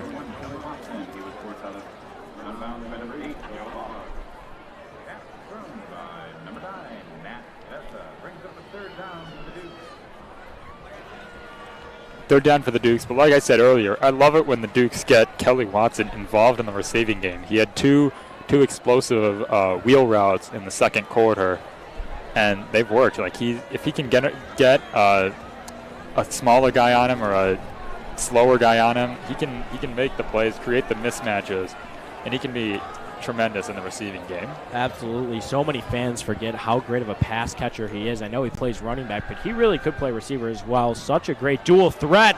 That's Veza off platform to Specht. Specht to the 20. Stiff arm Specht. Specht still on his feet, fighting through the tackle. Brought down inside the 5. Gavin, I don't know how else I can say this. How is Matt Veza so comfortable tonight? This is the step everyone has been waiting to see from him all season. He looks so twitchy, Gavin. I don't know what else to say. He has just looked comfortable. He's been on the same page with his receivers.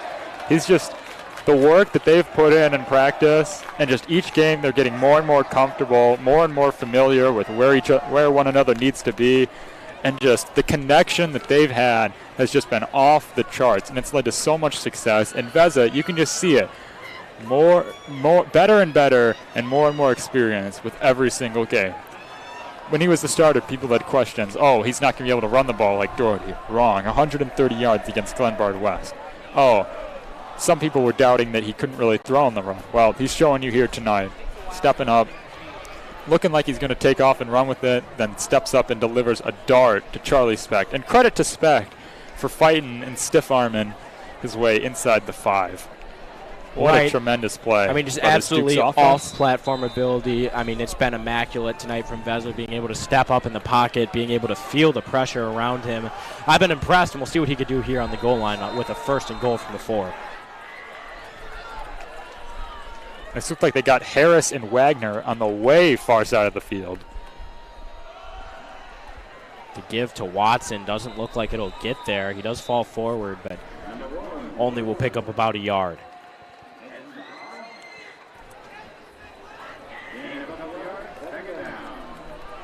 Brings up a 2nd and goal now for the Dukes.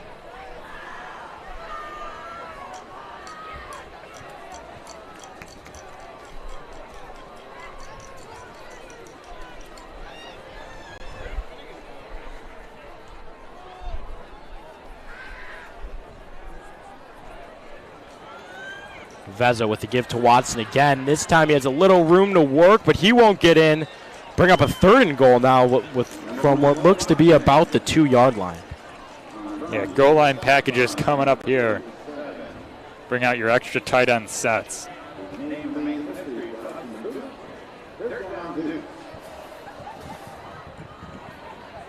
The ball will be spotted on the 2-yard line.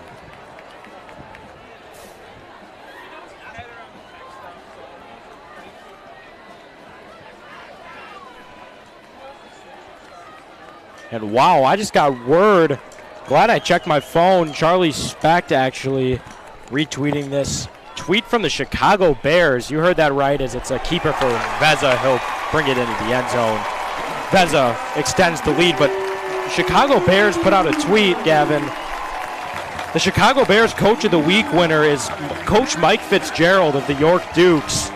Of any coach in Illinois, he did win Coach of the Week this week. Specht had very high things to say on him of his retweet of his own. But, I mean, rightfully so. The play calling looks great. Sold the entire defense that the give was to Watson. Continuing to show why he is Coach of the Week. Great QB read there. And it extends the Dukes' lead to 15. I mean, this is like nothing we've ever seen before. A coaching mastermind like Fitzgerald and just a can-do-it-all quarterback like Veza. These two have just been putting on a show game in and game out. And it's been so fun to watch for us and the other Dukes fans. And that kick is good.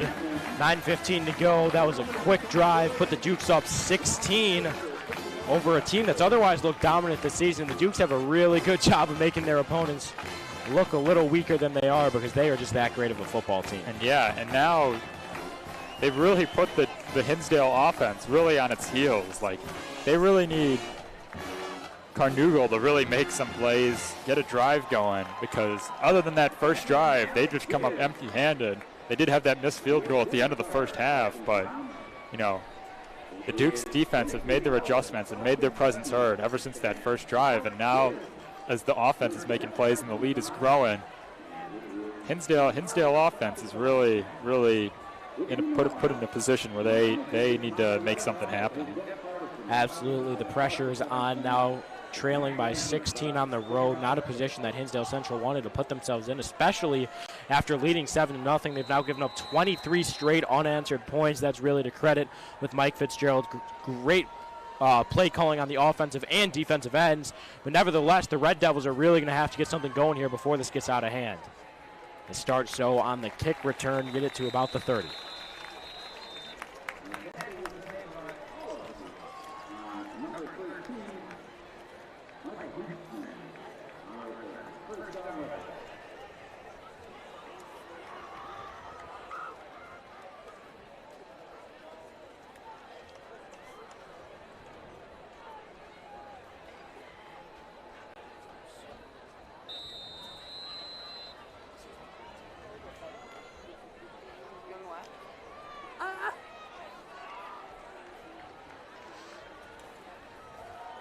The give to Fahey. He gets absolutely clobbered by Aiden Naraki. You know, ever since he got ran over, it seems like he has been a different player. Fahey's slow to get up.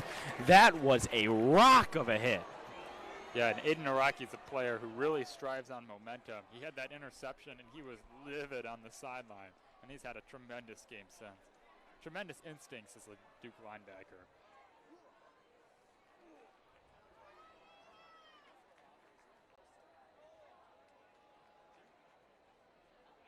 Fahey slow to get up. Obviously, great hit from Naraki. It was clean, but you always want to hope the best for whether it be the opposition or the home team. Fahey slow to get up. We'll be back after this injury timeout. Hopefully all is good.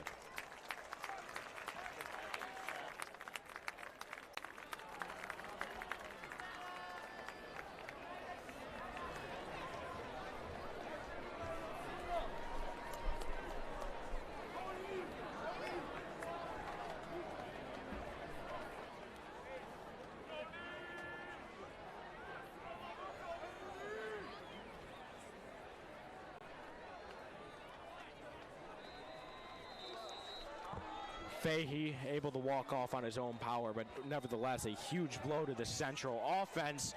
A little bit of a misdirection, able to get a bit of a spark here. We'll bring up a 3rd and short now for the Red Devils. Yeah, luckily for the Red Devils, they've had good production from their backup running back, 6'1", Sean Allison, as well. So, next man up. Right, but Allison also plays in the defensive end. I'm guessing that's why he's been the change of pace back, because he's really impressed me here tonight, Gavin. He's looked good on the ground. At times wondering why it wasn't more of a 50-50 timeshare, but you see him lining up almost every play on the defensive end. A lot of it just has to do with fatigue. To keep him in the game there, he picks up a huge block in the backfield as Carnugel trying to get out of the pocket. Yet again, just seemingly not having the game sense there. It's a good play to get out of the pocket and stay on his feet, but it's just not the time it's needed, as it'll bring up a 4th and relatively long. Yeah, but credit to this Dukes defense. They've led very little separation on these wide receivers. Carnugel's a couple of times where he's dropped back on 3rd down on a 3rd and 8. 3rd and 10 type plays, and he's had nothing. He's been just forced to scramble to see if he can get a miracle run. As it looks like he's going to step back and do another punt. I mean, I've got to say, Carnugel is a do-it-all guy. Just look at this pooch punt. Again, gets inside the 10 of the Dukes. I mean, when you could have a quarterback who's also this good at punting, it just brings so much value to a football team.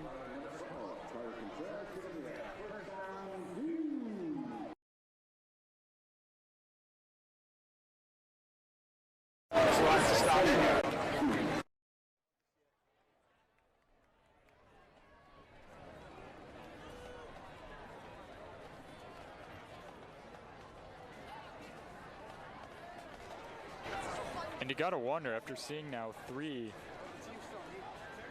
of these little pooch punts, as you call them,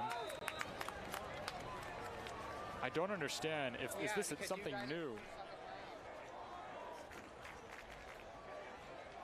Again, would have been nice to have a deep safety there, but of course hindsight is 2020. Now that'll be the first give to a non-Kelly Watson running back for the Dukes. That's Mark Snyder back out there. He gets a little flurry of applause. Good to hear that, huh? Yeah. And I know he's happy to be back out there as well. He was terrific in the Dukes opener against the Schaumburg Saxons. Yeah, it really seemed to be his running back one job to lose, but of course the injury seems to be easing him back in. Now this 1-2 punch, or I guess 1-1 punch, with him and Kelly Watson moving forward is just going to be so strong. Now it's Watson back in the backfield.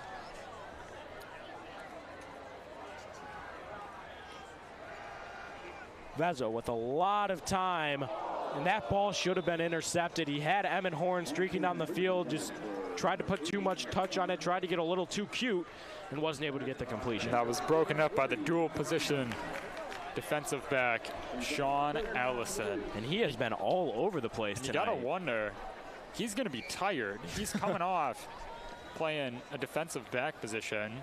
And now they need him as a running back, as a starting running back. So you got to wonder if a few plays they're just going to keep him out there as a decoy, because he's got to be gassed out there.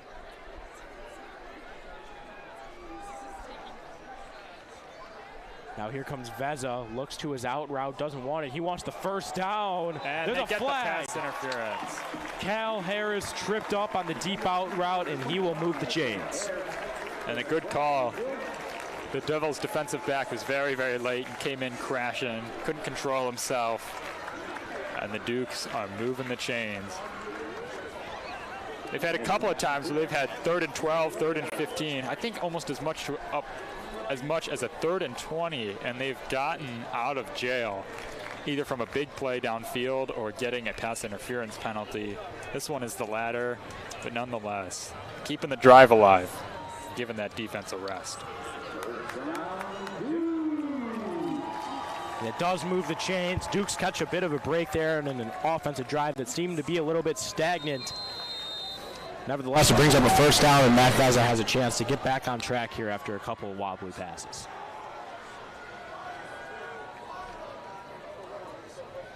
Vezza with the give to Schneider. Schneider has room to run. There was a big hole from that Dukes offensive line.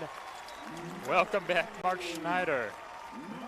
And it looks like it'll take a very favorable Dukes marking of the football. Looks like the Dukes will be marked down after picking up the first down. Schneider with a gain of about 11 there and moves the chains for the Dukes. Yeah, he's making this crowd remember how good he was. He said, I haven't lost it. Watson's been terrific, but he's not the only wonderful back in the Dukes backfield. 100%. Great to see him back out there. I mean, the Dukes team has already been so dominant this season, and they've been missing one of their number one weapons.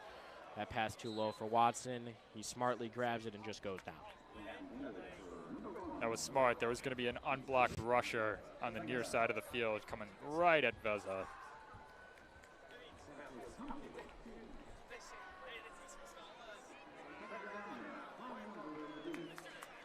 After the loss of one, it will be 2nd and 11 now for the Dukes offense. We're slow to get out of the huddle. If you even want to call this a huddle, I don't know the terminology for what the Dukes do. They don't do anything too formulaic. They almost always break down the offensive line and have the receivers, Veza and company, look to Fitzgerald for calls. Motion from Watson. Lets Veza keep it, but it is not going to go for a gain. It will stand at about a 3rd and 10. Yeah, credit to this Hinsdale defensive line. They've really gotten a nice push and have limited these inside runs for the Dukes. Outside runs have been a different story, but for the most part, they've been controlling this Dukes offensive line pretty well.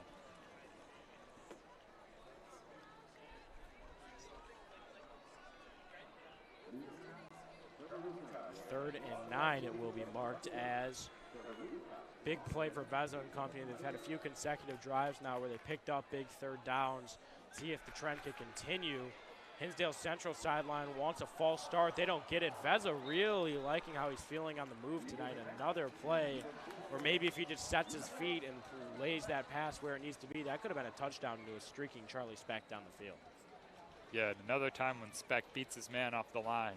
He's able to get 1 or 2 steps ahead of him. That time, that's just a tough throw to make near Matt Veza. Good job of feeling the pressure behind him. Didn't think he had the time to set his feet. But nonetheless, the Dukes are punting it away. He's done a great job feeling the pressure tonight. He's done a really good job getting out of the pocket. Just times like that. Of course, a lot easier set up here from the booth, but it would be nice to see the feet set. A little bit of an off snap to Hansman, who has to jog with it a bit. His punch bounces before the 40. After breaking a few tackles, he's still going. Inside the 50 now, looks like he'll pass the 40.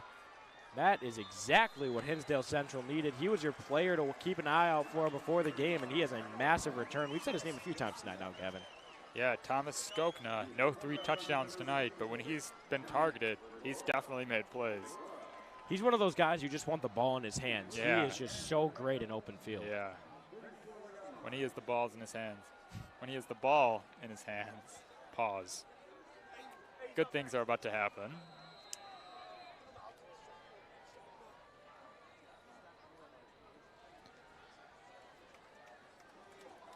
Whoops.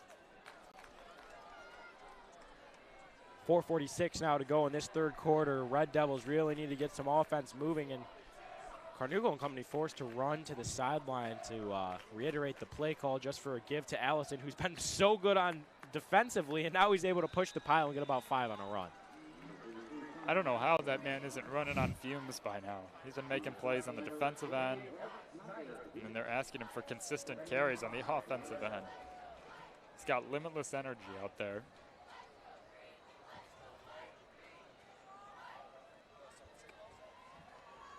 Fatigue clearly isn't a factor for Allison. He is great at what he does. Stamina. Oh, no. Carnugal's got a shot down the sideline yet again. And a flag is thrown. There was I've got to say, regardless of our affiliation, didn't get his head around there. Probably was a pass interference. And I'll tell you, whenever this Red Devils offense decides to push the ball downfield, that's when they move the chains. Whether it be from a penalty or whether it be from a completion, it really is just such a theme that I have to reiterate watching the Jets every week that many Bears fans push to Matt Nagy. I mean, it's seen across the league. When you push the ball downfield, that's when you move the chains. Yeah, and again, leaving Skokna in a one-on-one coverage. If he's not making the catch, he's drawing the flag, and he did there. And in high school, of course, there's times where it actually is smarter just to commit the clean pass interference because, I mean, only moving 15 yards, he prevented a touchdown rather than, you know. Very true.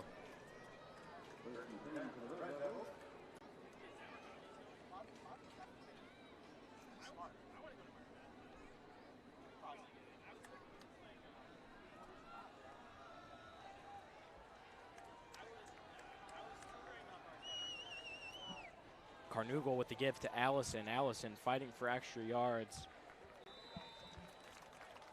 I am jealous of his stamina, Gavin. I cannot believe he's still going. Now it's Colin Doherty and company. He's still into it. He's getting this sideline hype, trying to get the student section into it. Rightfully so. This Dukes team looking to go undefeated. After getting their first winning season in over 10 years last year, I can't believe I'm saying this, but there's a real chance this Duke squad goes undefeated this year, Gavin. That's crazy. You know, everybody was looking at that Glenbard West matchup on the schedule and saying, I don't know. This opponent seems too big to handle. This mountain too tall to climb. No. The Dukes believed,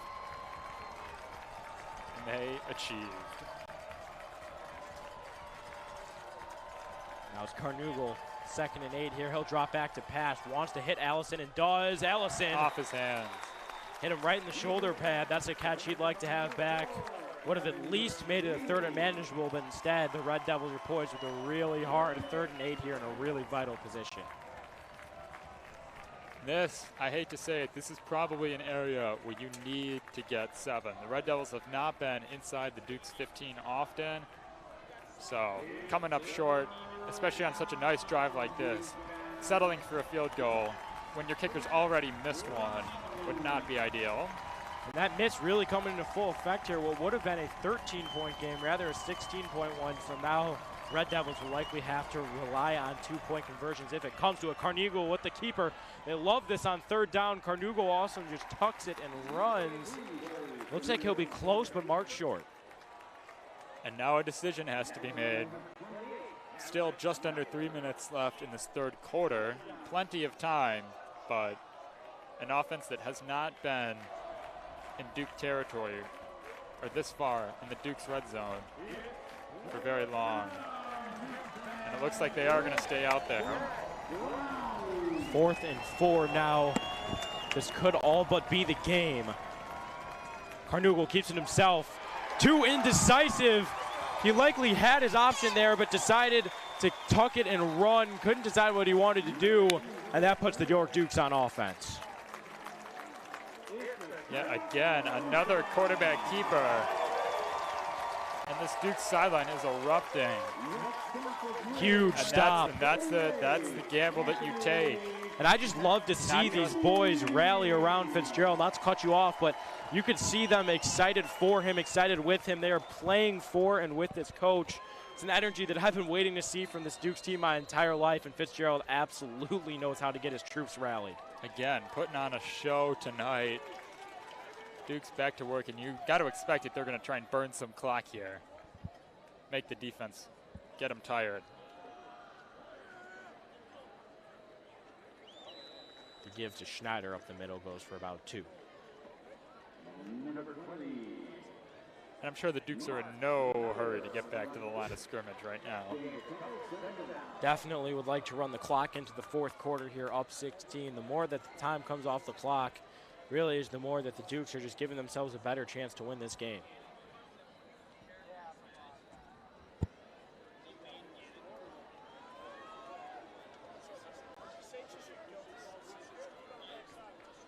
Vezza with the give to Watson. Watson with that burst of speed breaks out of a tackle, but maybe should have just gone down, ends up losing yards after the broken tackle. It looked like a Saquon Barkley run, trying to do too much, trying to break free of too many defenders, and ended up losing yardage. And they'll mark him actually with a loss of 1 there to bring on 3rd and 9. See if the Dukes want to just run the clock or if they do want to drop back Vezza to pass and really just keep the foot on the gas.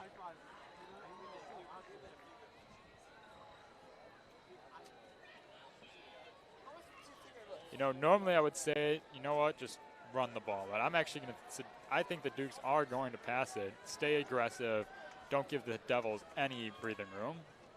They go 3 wide, and they do drop back to pass. He immediately hits Watson as he felt the pressure. Watson gets hit hard below the knees.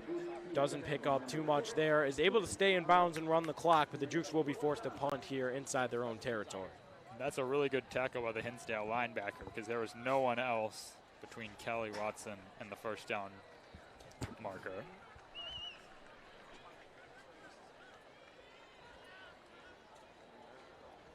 And now out trots the leg. Second time this game he's been forced to kick from inside his own end zone.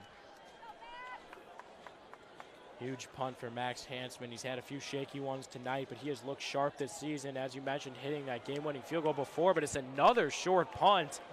This one isn't even fielded by a Hinsdale Central return man, and it will bounce dead inside the Dukes 40. Yeah, he seems to be putting a lot of backspin on these punts that have not gone, the bounces have not gone the Dukes' way.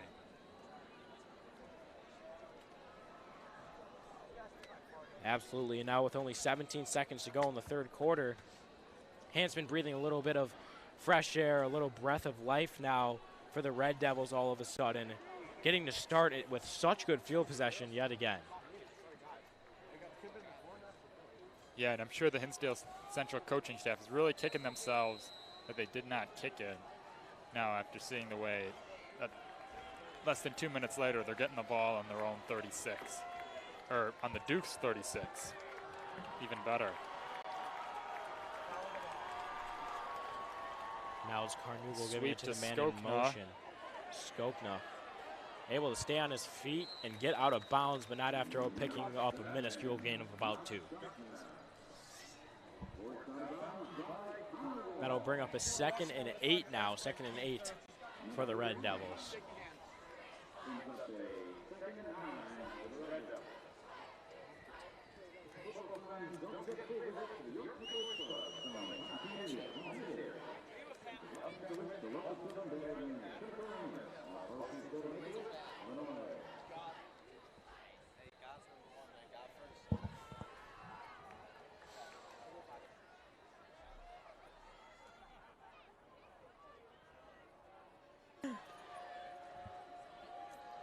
Nine seconds now. They'll give it to Allison, which will be the last play of the third quarter. He fights, moves forward, turns those feet. He'll make it a 3rd and manageable.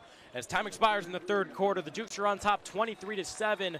It'll bring up a 3rd and 4 for the Red Devils on the Dukes 30 driving. It will be interesting. They'll need 2 touchdowns with 2-point conversions, but crazier things have happened not only at this stadium but on all stages. AJ Swiatek, Gavin, Connolly, the York Sports Network. We'll be right back. Looking forward to cover this here after this quarter intermission.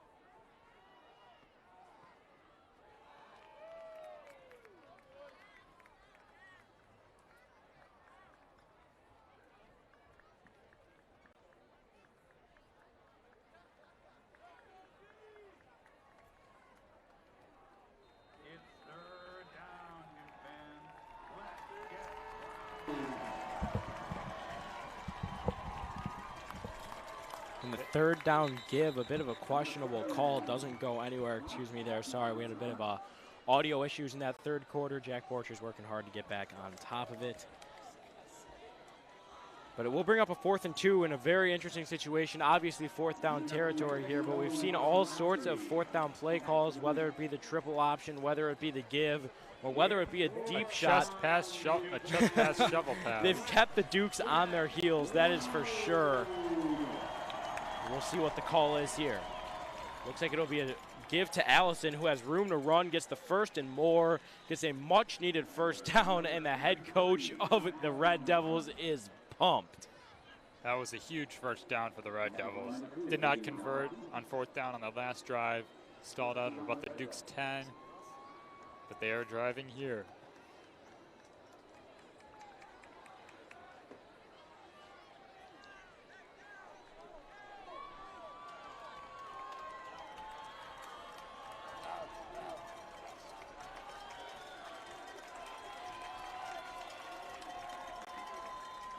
First down, it's a give out of the backfield, and it's a change of pace and a good one. He gets off the edge, dives for the pylon. Almost down. in. So it looks like they're playing Thomas Skokna at running back now. They're saying if we can't get you open as a wide receiver, we're just going to hand the ball off to you. And versatility brings upon unexpected matters, Gavin. I mean, no one expected Fahey to go down, but they need Allison on the defensive end, and if that means bringing wideouts into the backfield, I mean, as I mentioned, when you get the ball into his hands in open field, he's so dangerous, able to pick up a lot of yards and get them a 1st and goal from the 1-yard line.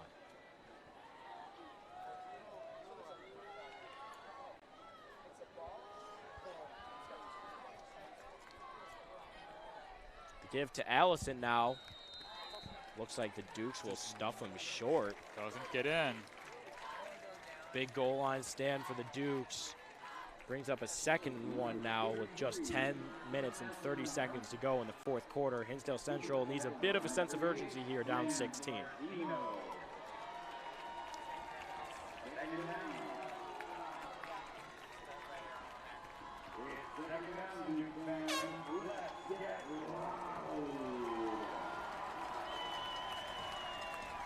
Now they'll drop. Carnugo back to pass. They want the goal line fade.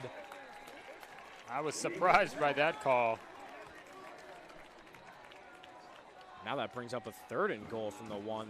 After 2 straight plays with no gain, what seemed to be a sure touchdown for the Red Devils, all of a sudden in a bit of question. Yeah, another really questionable play call. That was wide receiver Reese Cole. But he was lined up far, and that's not an easy throw to make. It's now good coverage for the Dukes.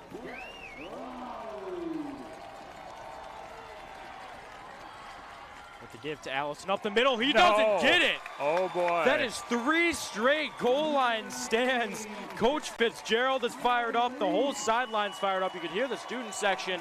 And now with under 10 minutes to go, what went from a 1st and goal on the 1 is now a 4th and goal from the 2. This Dukes defense has done an amazing job on the goal line, and a stop here could all but seal the game. This would be huge. This is unbelievable. This entire stadium's on their feet right now. And here they go. Carnugo will keep it himself. No, he'll shovel it out to the outside. And he gets in. Huge play. Look, right when it looked like Carnugo was going to go down, he does that chest pass shovel that he loves so much. We've seen it from him a lot tonight. And Gavin, who else but your favorite player on the Hinsdale Central Red Devils? It's your guy Thomas Skokna again having a huge play, and this will bring up a massive 2-point conversion, as if this is completed, it will be a 1-possession game. And that was number 28, Everett Snyder, who actually almost wrapped up Skokna behind the line. Could not complete the tackle, and Skokna works his way into the end zone. But like you said, a huge 2-point conversion, because if they get this, then it's an 8-point game. Absolutely. The ball now marked on the left hash, of course, on the 2-yard line for the 2-point conversion. Looking to pass, has a guy wide open, bobbled. He dropped it. And dropped. That is a huge mistake in a big moment. You can see the frustration from the red and white visiting sideline. That was a perfect play call. Carnugo had his guy over the middle, wide open. Carnugo thought he hauled it in. Wow, I mean, that's a mistake that just cannot be afforded. Keeps it a 2-possession game. Dukes stay on top by 10, and we'll be getting the ball here on the kickoff.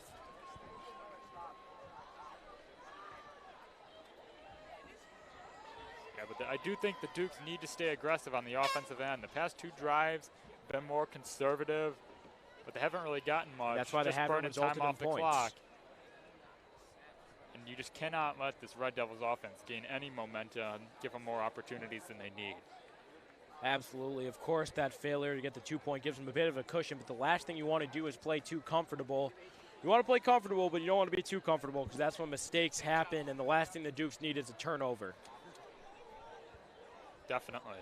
Luckily that for the should Dukes, be priority number one for the Dukes is do not turn the ball over. Oh, do not give absolutely. the Devils a short field. And luckily for them, they will not likely at least be starting pinned on their own goal line as they did last possession. True. Give them a little room to work and let them whip out the entire playbook that is Coach Fitzgerald's offense.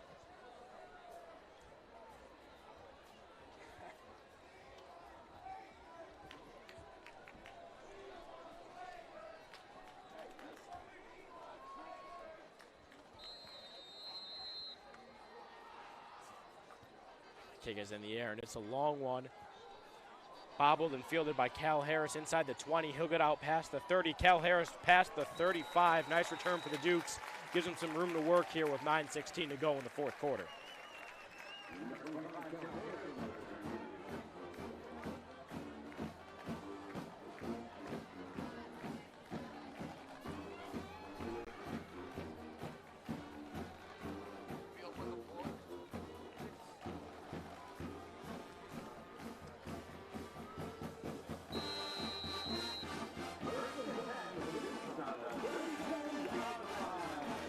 Now it's 1st and 10 for the Dukes on the 37.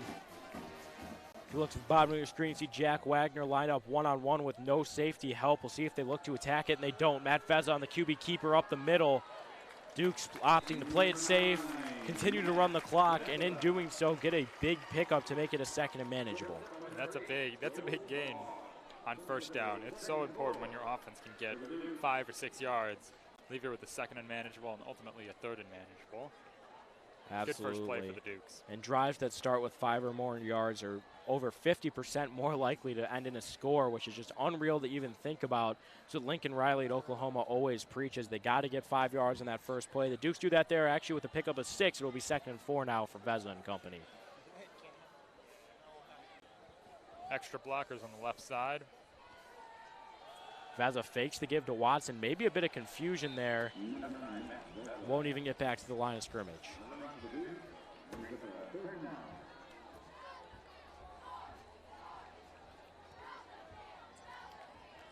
Surprised to see Charlie Speck still on the sideline here on 3rd down. Whether if that means it's likely a run play or not will be foreseen here, but you see Emmett Horn out there typically in and running situations. It's just surprising to see the Dukes' dominant receiver on the sideline.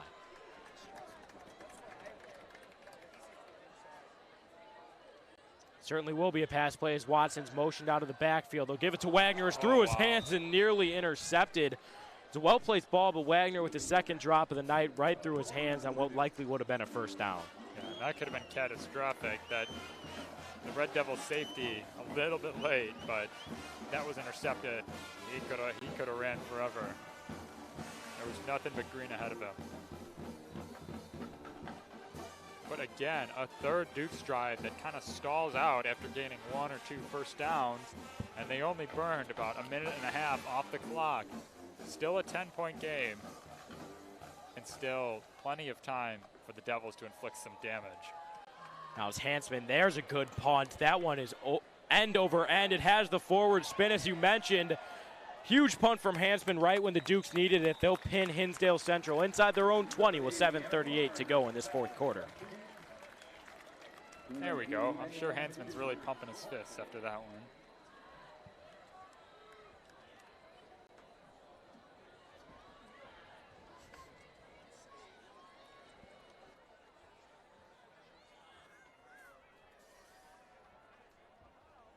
First down for the Red Devils on the 18-yard line.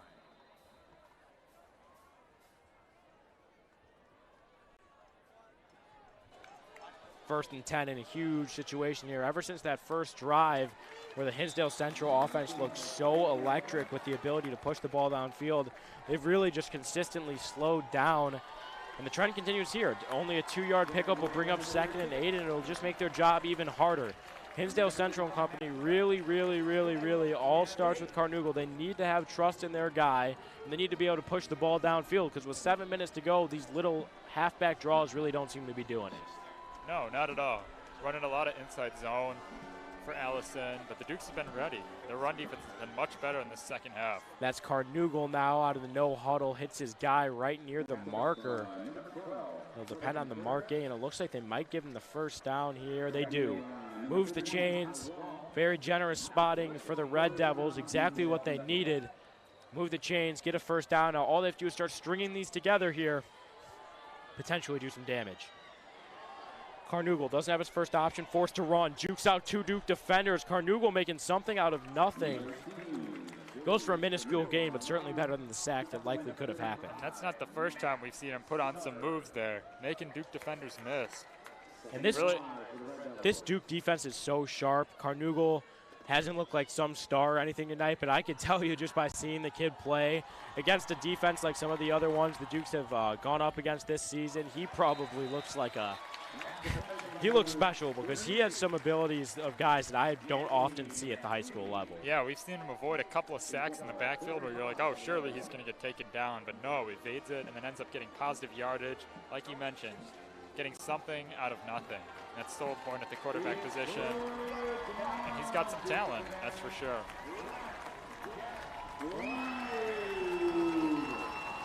Huge 3rd and 5 here for the Red Devils, all but necessary if they want to win this game. That ball is thrown high and it is caught. Huge catch when necessary. That catch is by number 2, Reese Rolke, exactly when necessary.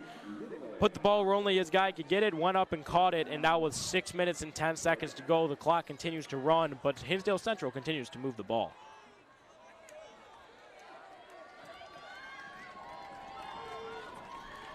Carnoogle dropping back to pass. All of a sudden, the offense looks aggressive. They want more, and they get it. Looks like they'll have another first down. That was yes, Carter the chains Contreras. move. He's been very active this game. A lot of routes over the middle. He seems to be Carnoogle's one of his favorite targets this game. Hauled in some nice 50-50 balls. Now that they're pushing the ball downfield, the ball does appear to be moving. They're on the Duke side. It's a designed rollout for Kanugi. He doesn't see the guy behind him, and it's a completion. Oh, my goodness. First of all, I just called him Kanugi. Second of all, there was a really heavy rush off the edge there that he was unaware of. He was about holding the ball 0.25 seconds more away from getting rocked. But great pocket presence, able to roll out, able to complete it for another first down. And just as I mentioned, the stringing of first downs is becoming a problem for this Duke's defense. Yeah, like you said, they kind of got lucky there with that designed rollout, having it roll to the left. Carnoogle has his guy open, hits him in the hands, and it's incomplete. Slightly underthrown as well. That man had beaten Reese Richardson, and if that ball is thrown out in front of him, that's a touchdown. A little bit underthrown, had to alter his body, and then he ends up dropping the pass. And it's really been when they have tested these York Dukes cornerbacks one-on-one when this team has seen its most success. Another potential touchdown play there, just a little off on the timing, but you can see the potential there, continuing to push the ball down the field, and that's why they've been able to move the ball here this possession. Yeah, and again, 4 wideouts. Another design run. Carnoogle keeping himself, trying to evade the pressure, and does. Carnoogle gets hit hard and hit hard high. That'll bring up a 3rd and about 7, it looks like, from up here with under 5 minutes to go in this fourth quarter. Duke's up by 10. Another 3rd and 7, 3rd and 6. They've had a few of these drives, and they've been able to convert by some medium depth passing plays. So look for this again. They've had some success. 3rd and 7 now is Carnoogle from the shotgun. He'll look to his left. Likely the biggest play of the game. He completes it. And it is ran out of bounds. Huge completion to Thomas Skokna. Moves the chains, keeps Hinsdale Central in the game, and stops the clock with 4:28 to go. Yeah, no, in the first quarter they used Skokna quite a bit in just one-on-one man coverage, throw the ball up to him, have him make the play.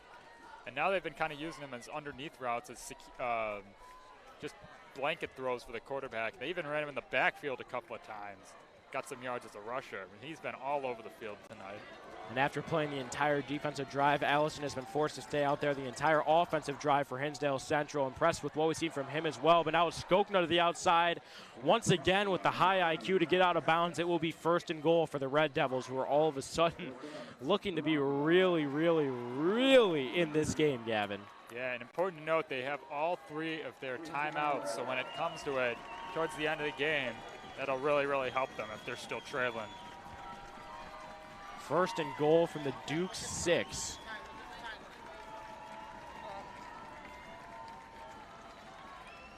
Likely some of the biggest plays of Carnugel's career. First-year starter for the Red Devils.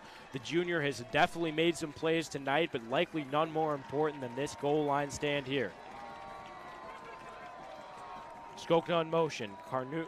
Carnugel out to his left. There's a flag. Looks like there'll be a holding penalty.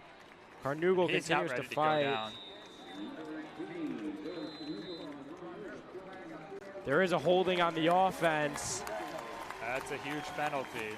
Makes this a lot harder for this Red Devils offense. All of a sudden, they're going to have to pick up a lot of yards. It's not like settling for a field goal loses them the game, but it's certainly not what they're looking to do.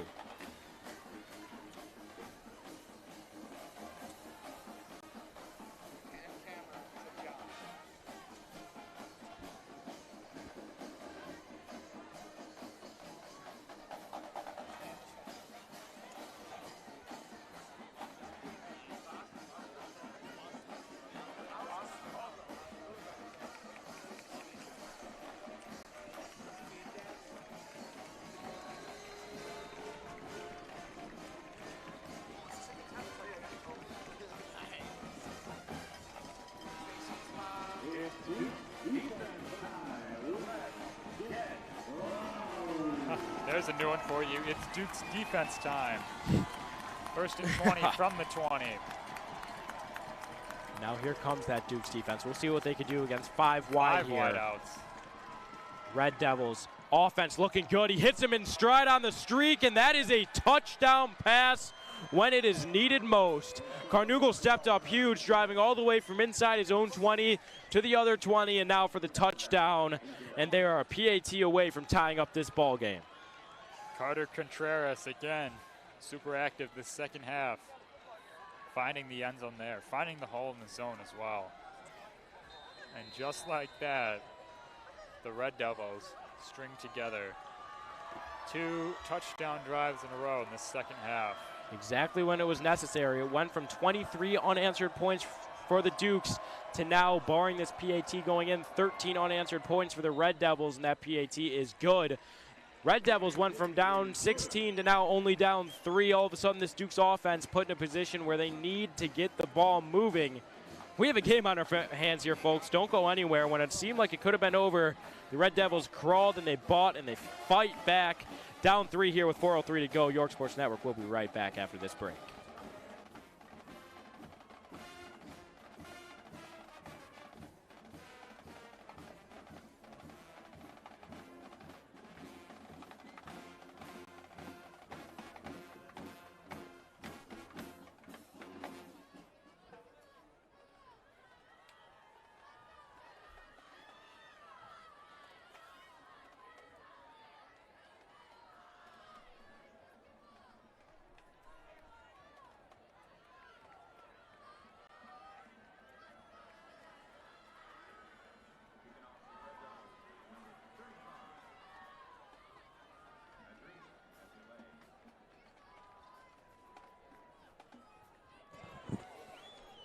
Now lining up for the kickoff yet again. It's Watson and Harris deep. They've done a good job returning tonight.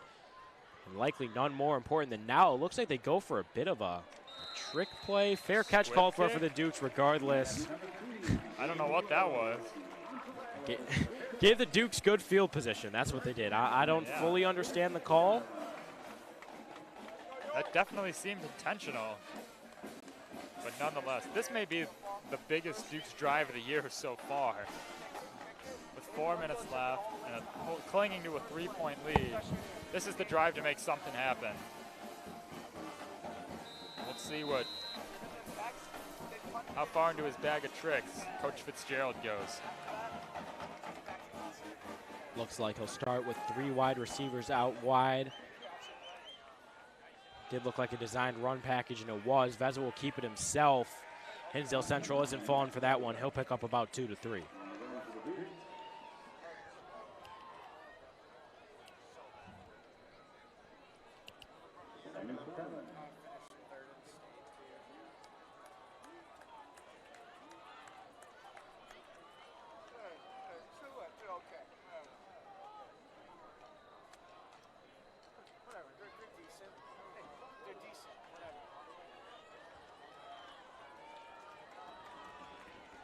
Second and 7 now, under 3 minutes and 30 seconds to go. A few first downs and the Dukes could seal this game, but that's a lot easier said than done. This Hinsdale Central defense has been locked down in the second half. It's the second QB keeper for Matt Vezza. Once again, not getting a huge game, but it will make it a third and at least manageable with under 3 minutes to go in the fourth quarter. This is a big third down here. Again, back-to-back quarterback runs to the inside, in which the Hinsdale defensive line has had a lot of success. I don't know if they expected to get the first down there or what, but this is going to feel like a long 5 yards for this Dukes offense. Need to get it to the 46 to move the chains. You got to imagine this could even potentially be 4th down territory. I know it sounds crazy, but with Hansman having a few short punts, it's really about how much yardage they would really gain from it regardless, and a first down could seal the game for the Dukes. Fitzgerald charged with a timeout. Saw something he wanted to adjust. 2 minutes, 30 seconds to go now. Dukes up by 3, 3rd and 5. Likely one of the biggest games of the season, one of the biggest plays of the season, rather, coming up right now. So don't go anywhere. We won't either. We'll be right back after this timeout break.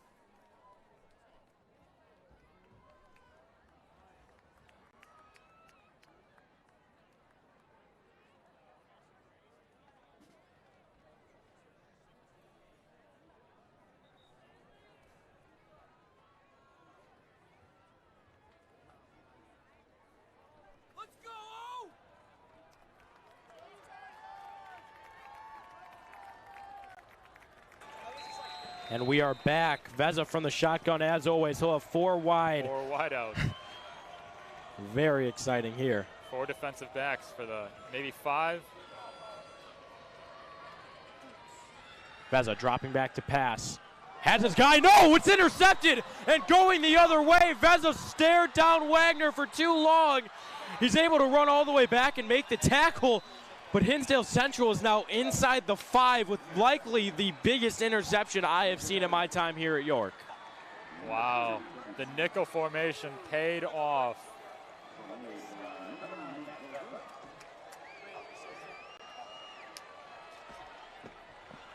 Oh my goodness. That is unbelievable. All of a sudden, it seems like worst case scenario, the Red Devils will tie the game. And now they are knocking on the door 1 play later. I mean, he's lucky that he did save the touchdown. But wow. Just like that. We were talking about if they should go for it on 4th down or maybe just see if they how far they can punt it. No. None of that matters now. Looking for a goal line stand. They fumbled the snap to give to Allison. Maybe gets a yard. Gavin, I'm borderline speechless with what just happened. Stunned. He had looked flawless up to this game, and the one mistake he makes. And he had his guy. He just looked at Wagner for a bit too long. They brought the extra defensive backs out. The Devils' expected pass. Just jumped the route, read the eyes of the quarterback, and just took off.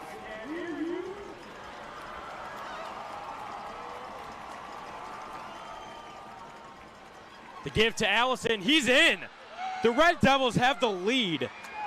Are you seriously kidding me? Seriously kidding me. When the comeback seemed impossible. What an answer. The Dukes are now down by 3, likely 4 after a PAT with only a minute 32 to go. Matt Vezza and company coming off the interception is going to have to look sharp here, Gavin, because I'll tell you what, this is the biggest drive of this kid's career, and the junior with an entire student section here watching is going to have to put a team on his back with a minute 32 to go and 3 timeouts. Coming off of an interception. A near pick 6. And this PAT is actually much more important than you may think. And the PAT is perfectly drilled through the middle. So Hinsdale Central has done the unthinkable. They are now up by 4 with a minute 32 to go. We need a miracle on the Dukes turf. We've seen more unthinkable things happen. I mean, heck, this comeback has already been unreal. It's been quite the game, Gavin, and now is where we see if Matt Vezza is up to the challenge. A minute 32 to go. Dukes trailing by 4. They'll get the ball after this kickoff, and we'll be right back when the kickoff comes back.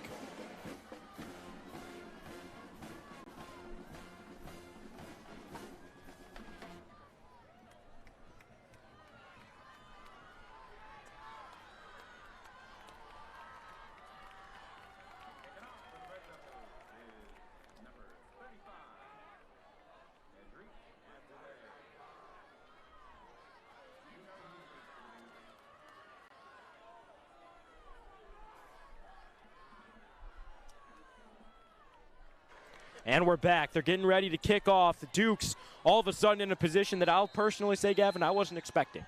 They are down 4, and they need a drive from Matt Vezza. They'll go with the same little side kick. This time no fair catch called for. Don't want to give up too much damage on a return, but they do give the Dukes a bit of favorable field position. Matt Vezza and company will start on the 35. For the second week in a row, we see what this Dukes offense is made of. Trailing with minimal time remaining.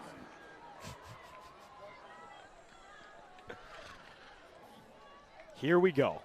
This is where we see what Matt Vezza is capable of. He has an entire student section here. He has a minute and 31 seconds to work with. Everybody in this stadium is holding their breath right now. A lot of anxious tension in the crowd. See what the junior could do. He has an uncovered guy down towards the bottom of your screen. Wanted to look toward him, moves up in the pocket, ends up hitting Watson, who smartly goes out of bounds, but only after a pickup of 1.5. Luckily, the Dukes do have 2 of their 3 timeouts remaining. But like I said earlier, they're down by 4. A field goal does not help them at all. They need to get the entire 64-yard distance. It's win or nothing here for the Dukes. Absolutely, no looking to keep the perfect season alive. There was a moment ago where I thought I was going to witness the 9-0 season, and all of a sudden, Vezza needs to single-handedly put it on his back. Here he goes. Matt Vezza drops back, hits Watson very routinely, gets out of bounds. It will be a 3rd and about 1.5. Yeah, good protection from the offensive line, giving Vezza lots of time. A smart play concept. Does lead them with the 3rd down, though. It's got to feel more like a 2nd down, considering that everybody in the stadium knows that this is 4-down territory. Oh, absolutely. The Dukes will not be punting. They won't be punting for the rest of the game. At this point, it's win or go home. And I'll tell you, none of these Dukes fans want to go home without a win. That goes without saying, but the energy right now is unreal. Vezza dropping back to pass. He has Horn, goes for Watson instead, and Watson drops it. The junior-to-junior connection. He had Emmett Horn over the middle. Couldn't hit him, instead goes to Watson, which likely still should have been a 1st down, but it goes in and out of his hands, and all of a sudden, 4th and 3. This is the game, Gavin. If this is an incomplete pass, if this doesn't get the 1st down, the Dukes go home with their 1st loss of the season against the Red Devils. This is it.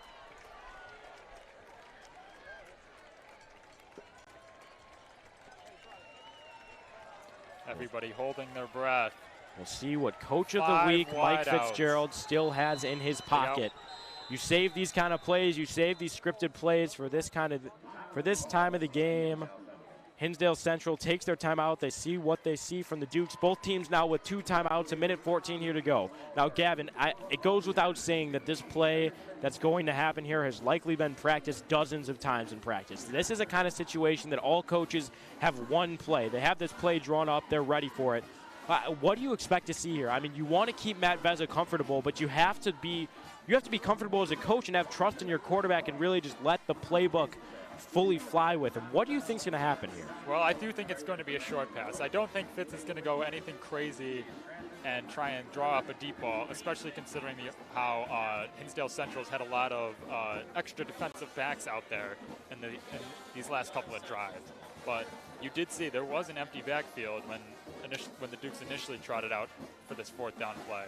So I do think it's going to be a pass. I think it's going to be a short one, maybe 5 to 7 yards. Nothing crazy, but just something to pick up the 1st down and get a man out of bounds.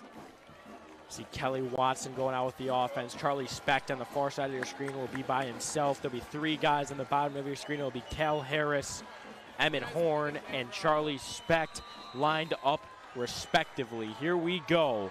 The biggest play of Matt Vezza's career. 4th and 3 for the junior quarterback. They trot him out. This is the game, folks. Vezza takes the snap. Early pressure, finds his guy and hits him. Huge completion for the Dukes. Great play call on the curl. Vezza's first option was there. They had Charlie Specht isolated. They had him, as I mentioned, the only guy on that side of the field. They got him where they wanted him, in open space, able to turn around, catch a little corner route, and keep the game alive. Brings up a 1st down now. Vezza in a rush here. Evading the pressure, has to walk away, heaves a ball up. Almost caught. That is just not a ball you want to see thrown. I don't care if that was almost caught by Kelly Watson. I don't care if Kelly Watson takes that for a touchdown. I guarantee you in the film room tomorrow, it doesn't matter what happens on that play, Fitzgerald's shaking his head because that's just a boneheaded play. Careless, yeah. In this kind of situation, you cannot just throw up the ball. A turnover ends the game. Watson almost made a miraculous play, but it's definitely wiser to take his 3 yards running, get out of bounds, saves a couple seconds, and saves the opportunity for a turnover.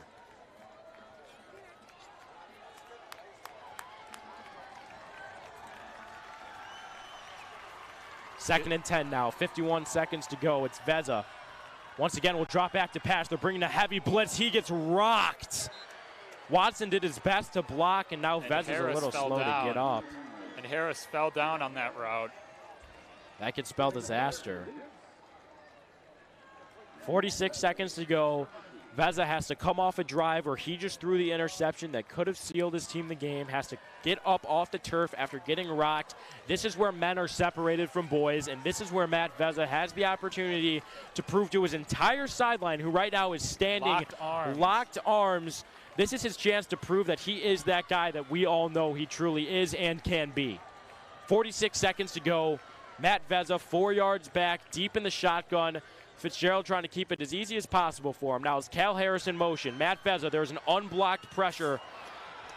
And it's bobbled by Kelly Watson. That will bring up a 4th and 10. Wow. All that pre-snap motion in the backfield. They brought Cal Harris to overload the left side.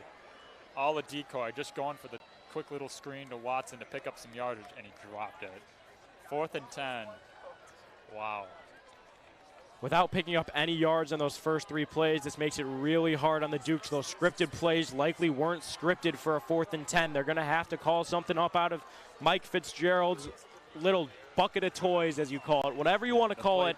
He's got some playbooks up his sleeve, and this is the time to pull them out. Vezza dropping back to pass. He does have time. He wants to go for it all. It's incomplete. There's no flag, and the Hinsdale Central Red Devils will pull off the upset on York Dukes turf when they were down an immaculate number. At the half, they were down 23-7. They rally back with 20 unanswered points of their own. You could hear a pin drop in the stadium right now. The Dukes, there's no getting around it. They choked. The Dukes choked this one away, and they will get their first loss of the season and no longer are guaranteed this conference championship because Hinsdale Central has the one-on-one win. Wow. unbelievable. And you know, Gavin, it's easy to play the blame game. It is. It is so easy to play the blame game. I'll tell you who I'm going to give credit for this win, and that is the Hinsdale Central coaching staff. This loss is not on Coach Fitzgerald. It doesn't matter what they're going to try to preach you. It's not on Matt Vezza. Sure, there's plays he could have made, but he did a lot of good things as the junior quarterback. This Hinsdale Central coaching staff showed up, they showed out, and they created a game plan that let this team come all the way back and now eventually win and likely win the conference, Gavin. Yeah, and this is something that, like we had mentioned earlier, this is unseen. This creativity from the playbook, we saw it early on the first couple of drives. Even when it wasn't generating success, it was just keeping the defense guessing, just keeping them on their toes, not knowing what they were going to get. And later, when they were trailing, that creativity helped them to string together important drives that ended up scoring points. You know, the last drive obviously was a 4-yard one because of the interception, but there were 2 of them in which the playbook creativity and the terrific versatility and just you saw everything from the Hinsdale offensive coordinator. Absolutely. And now the victory formation is ran for Hinsdale Central. I just had a word with the coach while I muted my mic. He said, all respect to the Dukes. He expects us to be a problem in the playoff. The same goes to them. All respect to the people in the red and white because, honestly, they outdid the Dukes a lot, and really they were the team with more fight in the second half. This Dukes team is in shambles. They look upset, and rightfully so. This game was blown. What should have been a win, I texted my buddy. I said the Dukes won. I texted him in the middle of in the third quarter. You have nothing to worry about. The Dukes are going undefeated. That didn't happen. York loses 27-23, picks up their first loss in the year in a heartbreaking fashion in front of their own fans. And that'll do it, Gavin. The Dukes lose 27-23. There's a lot of things that I think we both want to talk about right now, but we're gonna leave that to ourselves. The Dukes lose. Great perseverance from Hinsdale Central, Red Devils, and company. The coaching was just unreal. Amazing play calling. Both teams 6-1. Hinsdale Central takes the lead in the conference, and the Dukes fall 27-23.